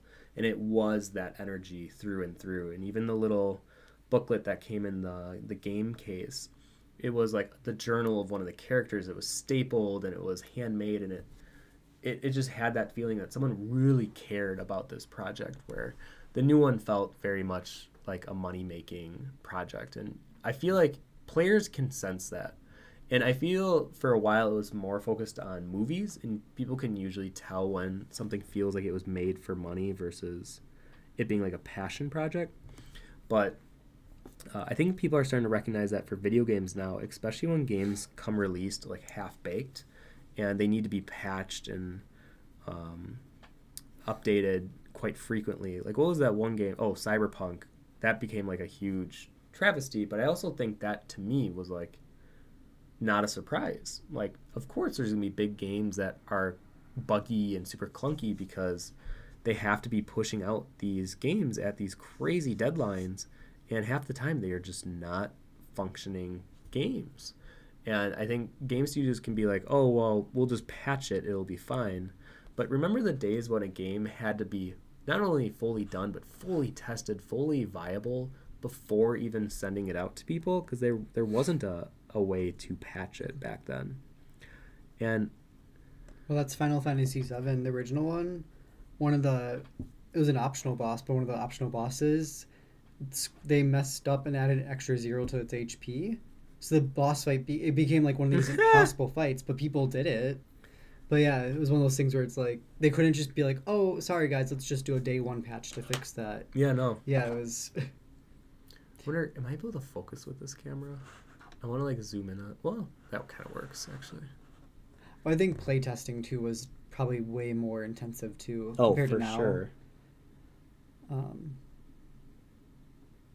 Because it's just all those little details.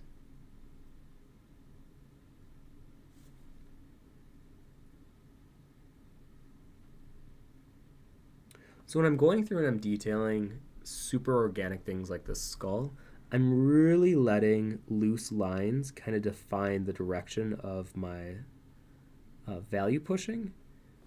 So like I found this line, and now I'm kind of separating the skull from the back of the skull with this line, and it creates this cool shape.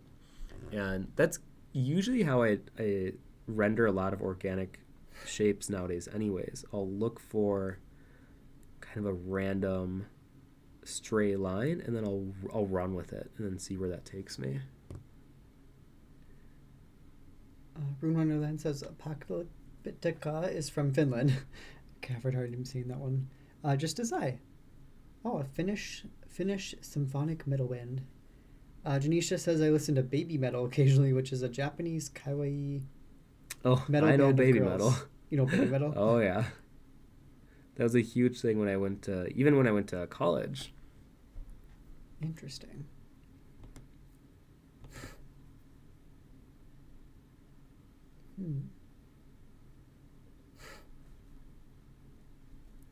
Does the nose bone not stay there? What nose bone? Like the nose bone? Like on a skeleton.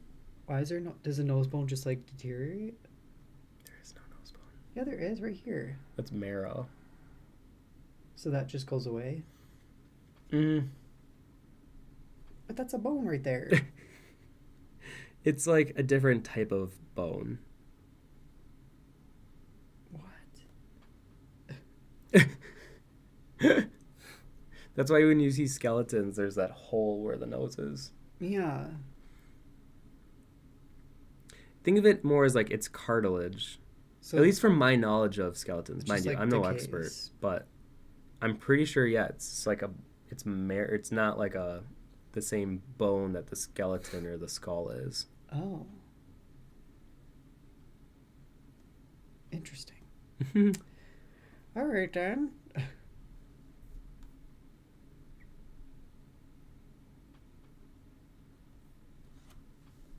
Jens, the nose has no bone, Josh. Isn't it? Yeah, it's cartilage, right? Another learning experience here today on the stream.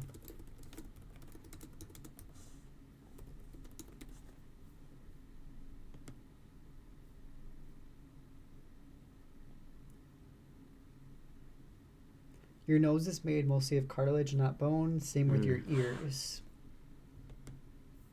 I guess the ears make sense, but... Okay, wow. Just learned something new. Take it in, digest it.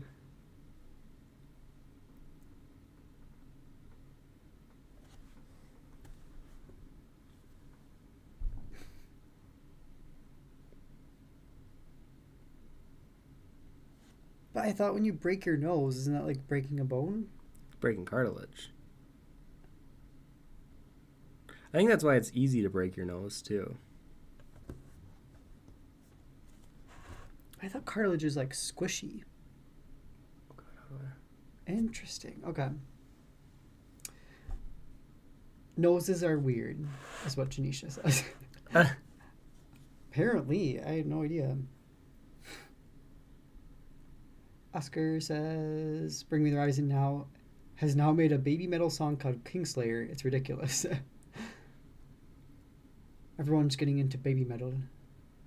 Janisha says you can break your nose, but it does not exist on a skull. Oh. And then Alchemist says, how can you break your nose then? Yeah, that's what I was thinking, but I guess you're breaking cartilage. But they fix it just like they do bone, where it's like casted and then... I mean, this I don't know. Huh.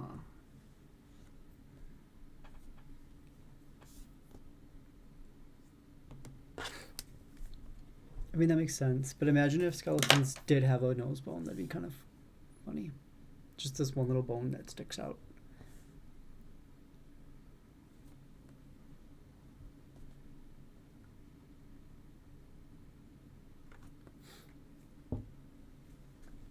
I mean, ears make sense to me because it feels like cartilage. But Yeah. ears are like flexible and it feels more cartilagey. Where the nose, I feel like, is... Like, that has to be a bone right there. Like, straight down. All right, I'm done. I mean, if you think of, like, other harder parts on the body, like a toenail or something, like, that's not super pliable. I guess. All right. I'll go with it.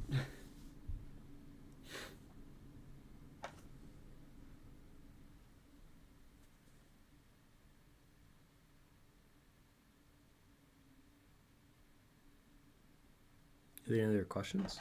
Not at the moment. Couldn't do the comments.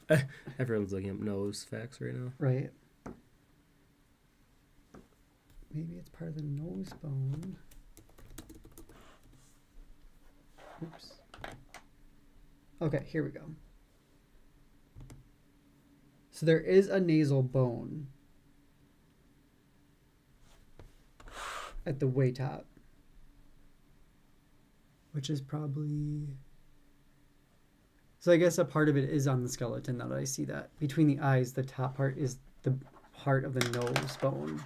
Yeah, that's and then it becomes cartilage when it, yeah. Josh needs to know this. Oh my god. Diana says, is it possible to break your ear then? No. No? You can't, well, oh, I guess you can't really break it. Mm-mm. It's just there. You could rip it off. So, from what I'm seeing on this diagram is, and you can see it on a skeleton now that you look hard enough, there is a nose bone right between the eyes. That's like your nose bone, and then the rest of the bone, your nose, this part, which I guess makes sense because you can like move the bottom part of your nose. That's where the cartilage is. Well, so this part you can move is your cartilage. And yeah, then so this is the bone up there. this right here is the nose bone thing. And you can feel the bone where it stops, right there. Yeah, I can feel mine. Yeah. Okay. So there is still a nose bone. It's just not the entire nose. I love how much this is throwing you off.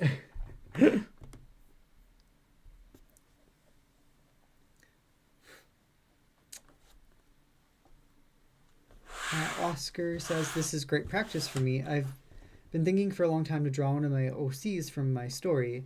It's a skeletal mask with a gooey, viscous smoke-like substance making up its body. Can take upon any shape. Ooh. Oh, that's kind of fun.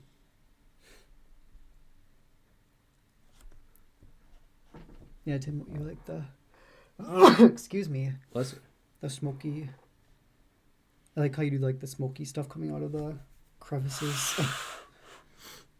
I feel like my smoke is... I mean, I do love the idea of smoke. The smoke's looking a little rough. I might redo that too later. I feel like it's looking a little iffy. Looks like it's going to be a movie night with Tim drawing. I mean, I do want to play some Elden Ring again tonight, because technically I didn't even go through the castle because you were leveling up your character. So I was struggling, let's just say. I was struggling. It's going to take me a bit to even get there, though. Oh, my. No, I want your other character. My magic one? Mm-hmm. Oh, okay. Yeah, this one's actually pretty fun. Yeah, I like this a lot. I could see this potentially going through till finish, but I definitely need to redo the rabbits a bit. Please? I mean, usually with these streams, it's more of like an exploration. Whatever we end with, we end with. But I guess this one I could take a little further. Danae says maybe you're thinking about how the bone around where the hole of the nose is sticks out like a rim. Yeah, yeah. That's what he's thinking. And when I'm looking at the... Because I think sometimes I'm looking at a two-dimensional skeleton right now. But now I see where the actual, like, it protrudes like a little bit. Yeah, yeah. Little hump. Oh, that tea. Strong, but I like it. Yeah, you have a really bad habit of letting it steep too long. No, I like No, I can't. I don't like bitter tea. It kind of upsets my stomach, honestly. Well, I think with certain flavors, you really can't. Like, definitely chamomile. Ugh. Well, like black lemon. tea. Black tea, bitter is bad. Same with green tea. Oh gosh, actually, I think bitter green tea is worse than bitter black tea even to me. Well, usually, I mean, people think I'm crazy for this too, but I'll just let the tea bag sit in pretty much every tea I drink just for hours. I don't know why, Tim. There's only a few that I really think gets really gross. Well, like proper tea drinking, those you steep for like whatever the set amount of time is, like so the 3 to 5 minutes. I know. And then that's where you get like the full flavor of the When have tea. I ever done something proper though? I know, but I'm a very proper boy. Yeah. Tim does Tim, things not so his own much. way.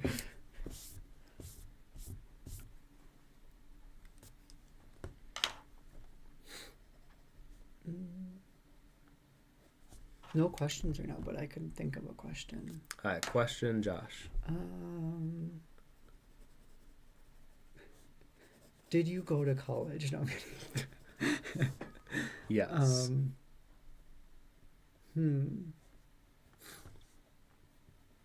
What's your favorite color? Ooh. So mine's always changing, as I'm sure a lot of ours.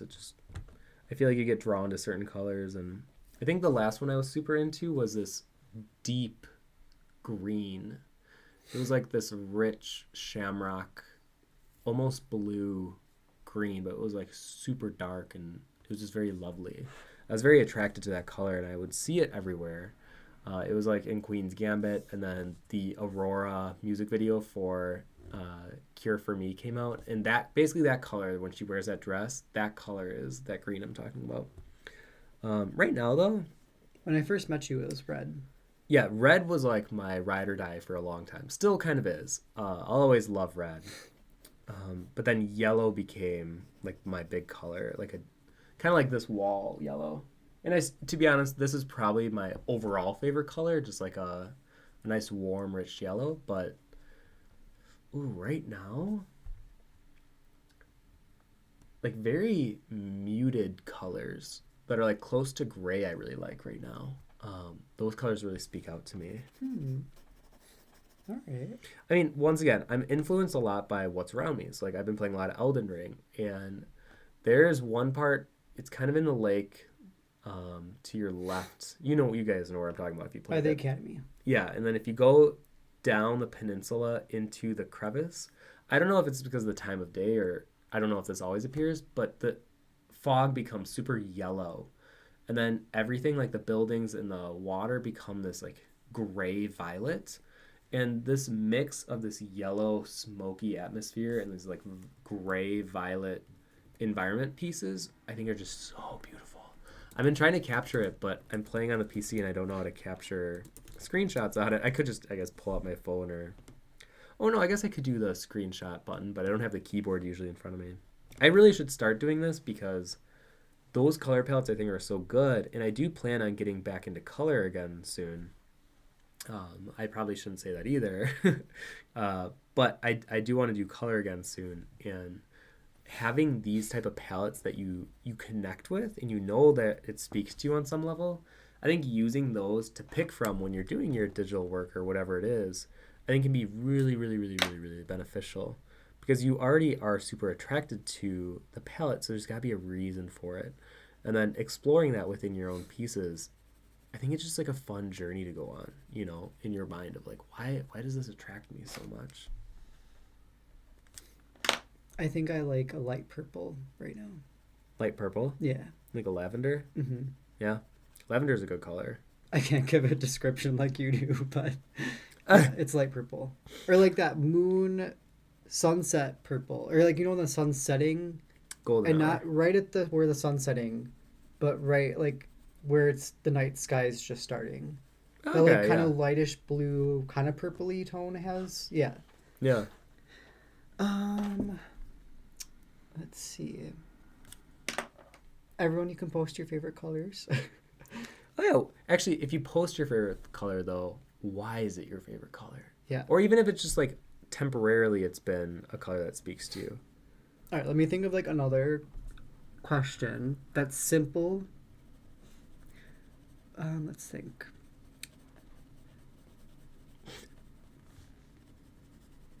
What's your favorite sound? The sound of my voice. Oh my god. Oh, no. I thought we were doing most, not least. Oh my god. All right, stream's over. It's cut. Man, if I had to think off the top of my head favorite sounds... Oh, you know what? There's this really cute meow Casper makes where it's not quite a cat meow. I really like that sound. Oh, I do like the sound of nails tapping on things. It's kind of that ASMR thing. Oh yeah, actually my nails got it right now. Yeah, that sounds pretty nice. I would say a bonfire flame. Yeah, and actually that's something Sean reminded me of. It's like the popping of wood in the fire. Like that's a really fun sound. Oh yeah. What's your... If you had to choose a favorite, what one would be your favorite? I don't know if this counts necessarily, but I love the sound of a cello. I adore it. Especially, well, like, although I don't like when someone plucks a cello, though. I feel like it's blasphemous.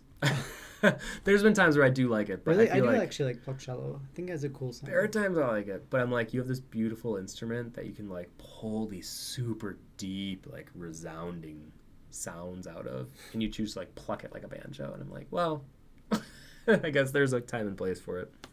But I love the sound of a cello. Oh yeah, So- I mean cello. There's that one song I listen to sometimes at night that I really like. The gosh darn it, I don't have Spotify on this computer. Oh, you know what'd be kind of funny though? So I also really like the sound of whale noises, but Josh hates it. He thinks it sounds Oh my scary. god. Yeah, whale noises are no. Oh my gosh, what was that one? Here, while you're doing that.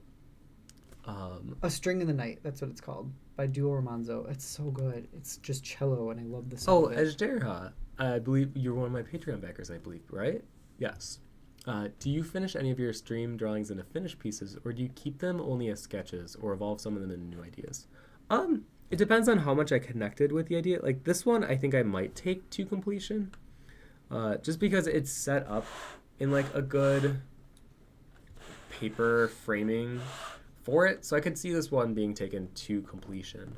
But most of the time, I'd say they're mostly just fun and just to spark ideas and to challenge myself live and have you guys here. And yeah, I don't see them as anything super deep usually. Well, I didn't say that. I do see them usually as something deep, but I don't see all of them as needing to be finished pieces because what I got out of it wasn't so much the final result, but like the journey taking it with you guys. I know how cheesy that sounds, but it really is true.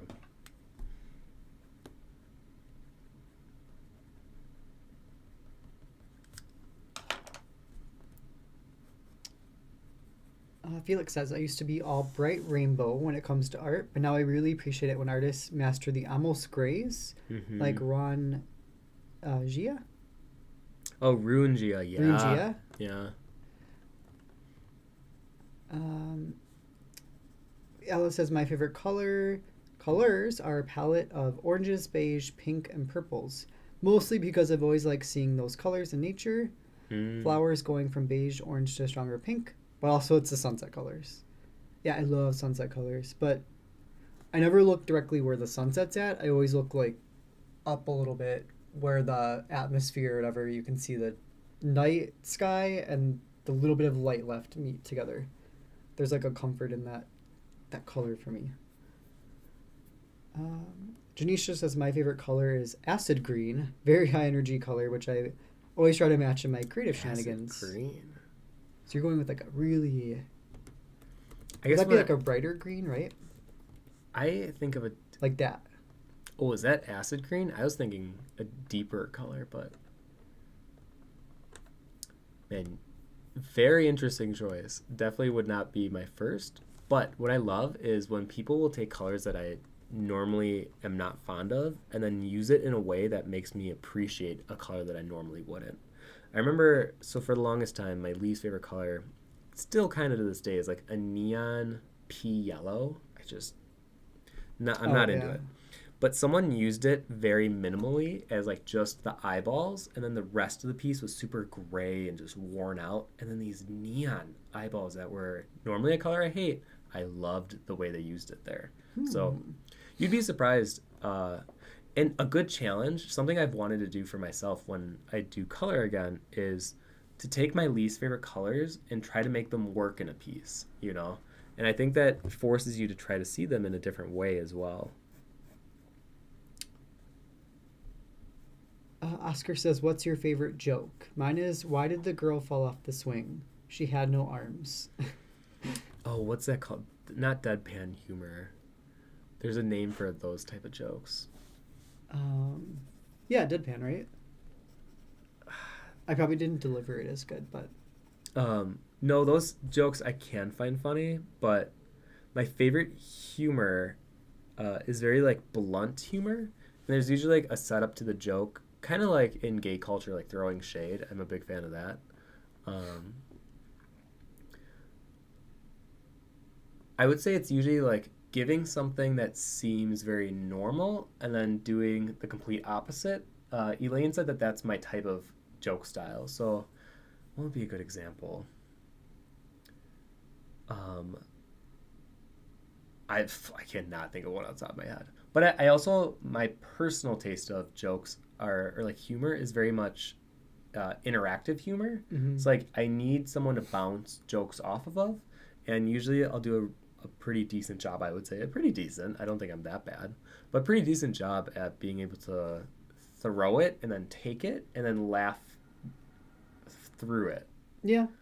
That's a terrible way to explain it, but... Yeah. I mean, I feel like I kind of try to set up jokes for you just to, you know, make you laugh once in a while. Make me feel like I'm funnier than I actually am.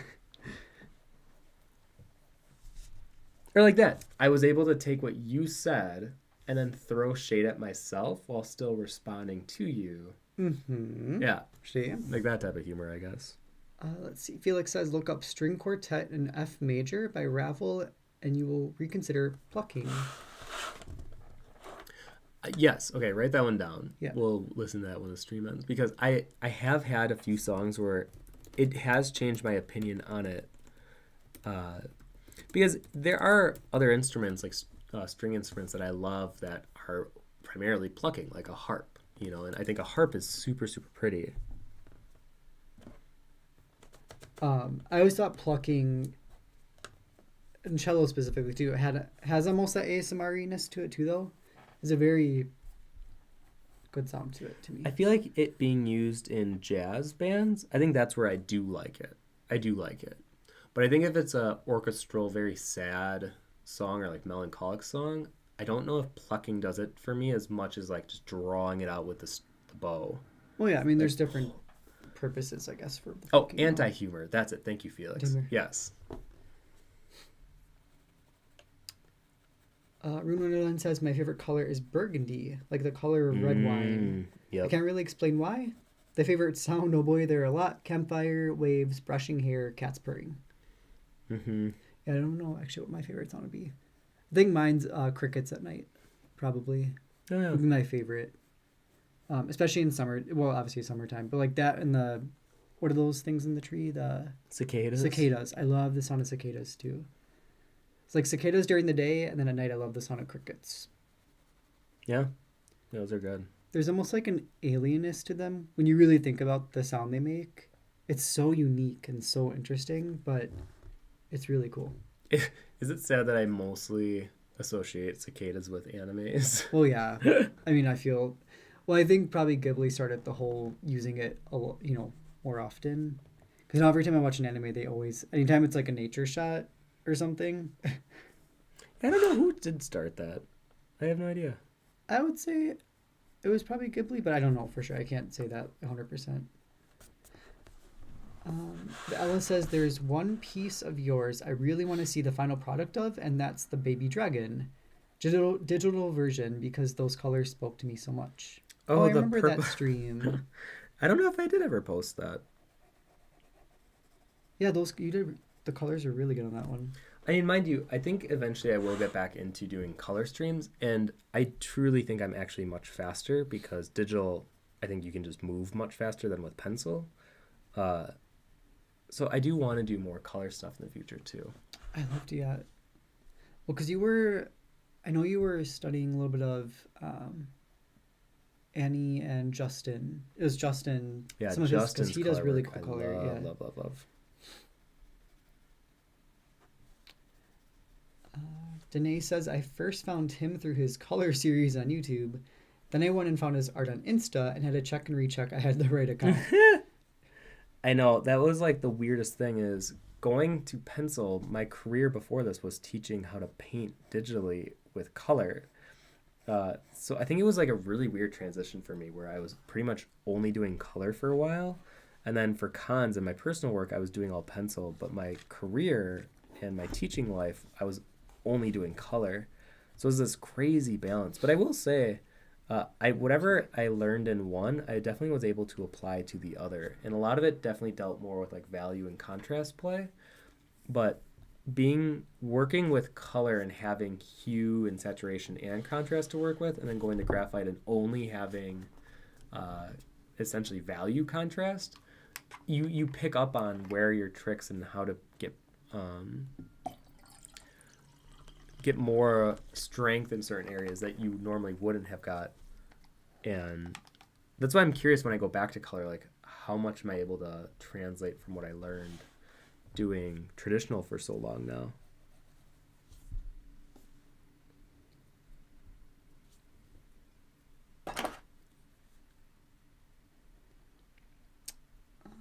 Elena says, I feel so weird being quiet in chat, but I'm making a handout for my first class tomorrow that I need to finish tonight, as I'll only have time to print it out before class. No worries. It's okay, Elena. Miss hearing you, but also understand you're busy, so that's okay. Ejadera says, purple, it always catches my eye, but I have no idea why. To me, it's a calming, glorious, and regal color. Yes. I mean, it's a very low wavelength color on the spectrum of hues, so that makes sense why it has a calming feeling to it. Well, I know purple was actually like a royal color for a while because it was a very expensive dye to get. Oh, it still clothing. is, yeah. Yeah. I mean, think of the Princess Diana Beanie Baby. It was that purple, that very royal, rich purple. Felix says it's because... oh my gosh. Can you say them? Cicadas. I hate saying them. Cicadas are really loud in Japan and universally associated with summer. In Germany, you only really hear them on fields. Actually, yeah, we're fortunate. Well, where I grew up, I heard them all the time in my parents' yard. And then we're really fortunate because even here we hear them too. Oh, yeah, all the time. And then crickets for me too, I think remind me of being a kid and in my bedroom with the window open and I could hear the crickets at night while I was like playing on my Game Boy. And like I don't know why. There's just good memories with that. Oh, I do know my least favorite sound was the sound of a bunny dying. Oh my god, that's right. And it gives, apparently when rabbits die, they give out the most painful sounding shriek. It's terrible. I would never look it up. It is just, it's one of the worst noises. I had to listen to it holding the bunny while it was screaming. That was last summer. That was awful. Yeah, that was really bad. Horrible. I'm really happy I was inside for that because I went in to call for the shelter at the time, so I didn't have to hear it, thankfully. Ugh, I hated that. Janisha says, when you do color, are you going to use traditional coloring tools too? No, so I'll probably work digital unless if I'm doing stained glass, and then I'll obviously work more traditional. At least that's the plan right now. Things are subject to change. Who knows? Ella says, I love the sound of aspen leaves, but I also really enjoy the screech of seagulls, just because I associate those with fond memories I have of my family's summer place. That's cute. Actually, I don't think I can place the sound of an aspen leaf. I'm kind of curious now. Like them kind of brushing up against one another. Yeah. Seagulls I definitely feel too, because I was thinking like bay towns and stuff like that near the water. I think there's a... Jen says, I've never colored in traditional paints. It's can be tricky, admittedly. Especially with digital nowadays, which in my mind is so much easier. The desire for me to even want to do color, I think, is much lower because of, if I want to make like books or graphic novels, it would just be way faster and efficient to do it digitally at this point. Alice says that's so morbid, Tim. Yeah, that was a rough day. Tim was a little messed up after that. I hated that day. Yeah, because we found the little bunny in the backyard, and it was just not in a good place already. So Tim was like holding him, and then I ran inside because I called the local shelter to see if they could take him in. Yeah, and then he was already. I mean, he was gonna go. I just think it was sad because he was like there with Tim, so Tim had to see it happen. Ugh. That was a bad day. Let's not relive it. Louisa says, I love the playing cards you once drew. I really like that every set is different with unique characters and styles. Oh, thank you. Yeah, I'm actually working on the second one right now. I'm on card 5 out of the 12 face cards and then the 2 jokers.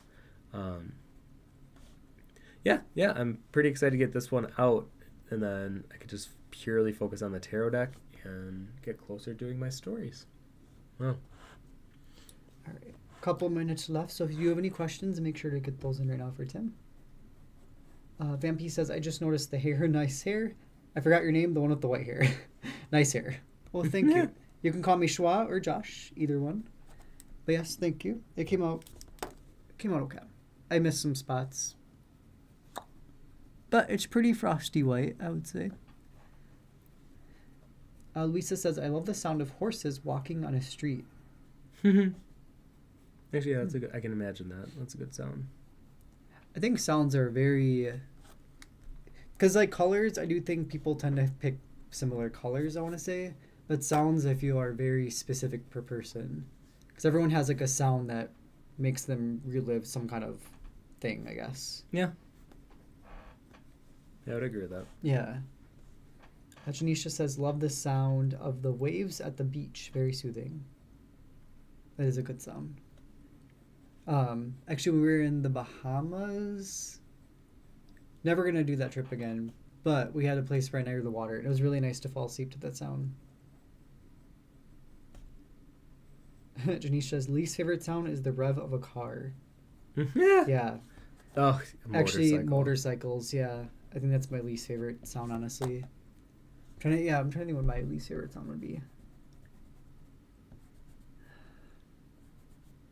I hate to say it, but I think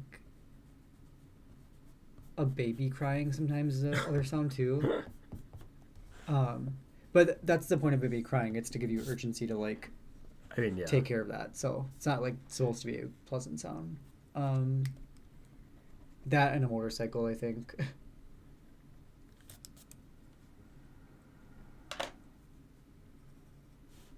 kind of cool how nature did that. Like a baby crying, it's supposed to be this like kind of ear-wrenching sound because it's like gives us this urgency to help and fix. I mean, yeah. Vampy says, I'm going to the beach for each month this year, maybe. Oh yeah, you should.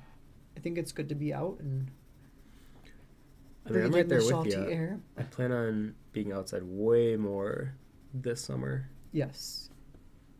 As long as we remember last year, we got those really sticky days outside. But otherwise, I'll be outside. Oscar says, Tim, have you ever done a vid tutorial on value and shading using graphite? It still doesn't come natural for me. It's something that I eventually will do, and I hate telling people this because then I feel like I have no like immediate plans to do it, but I do want to do a video kind of tutorial lesson on drawing with pencil. I don't think I currently do on my YouTube. I'm trying to think. No, I don't think I do currently, but yes, that is something that I have had many people ask me, and I will do eventually.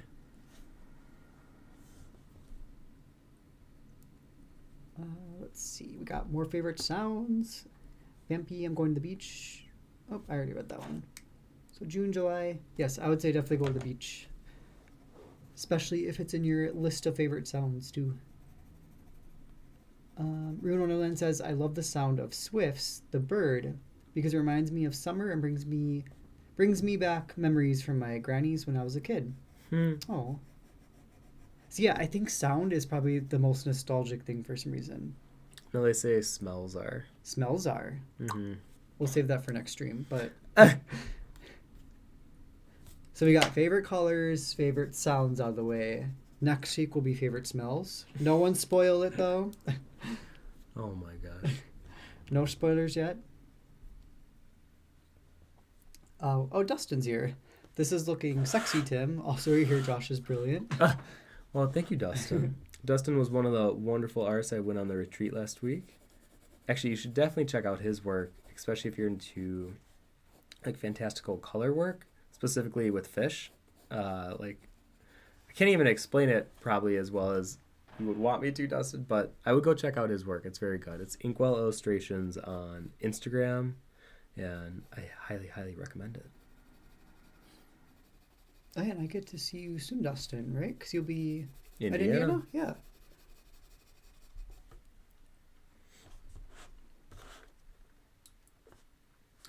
Vampy says, I love fall because the red and orange leaves, and it's like 40 to 50 degrees here. Yeah, actually, fall, that's the year-round weather I'd love to have, but summer is really fun, though. And we can plant, be outside, get some sun. I'm looking a little pasty right now.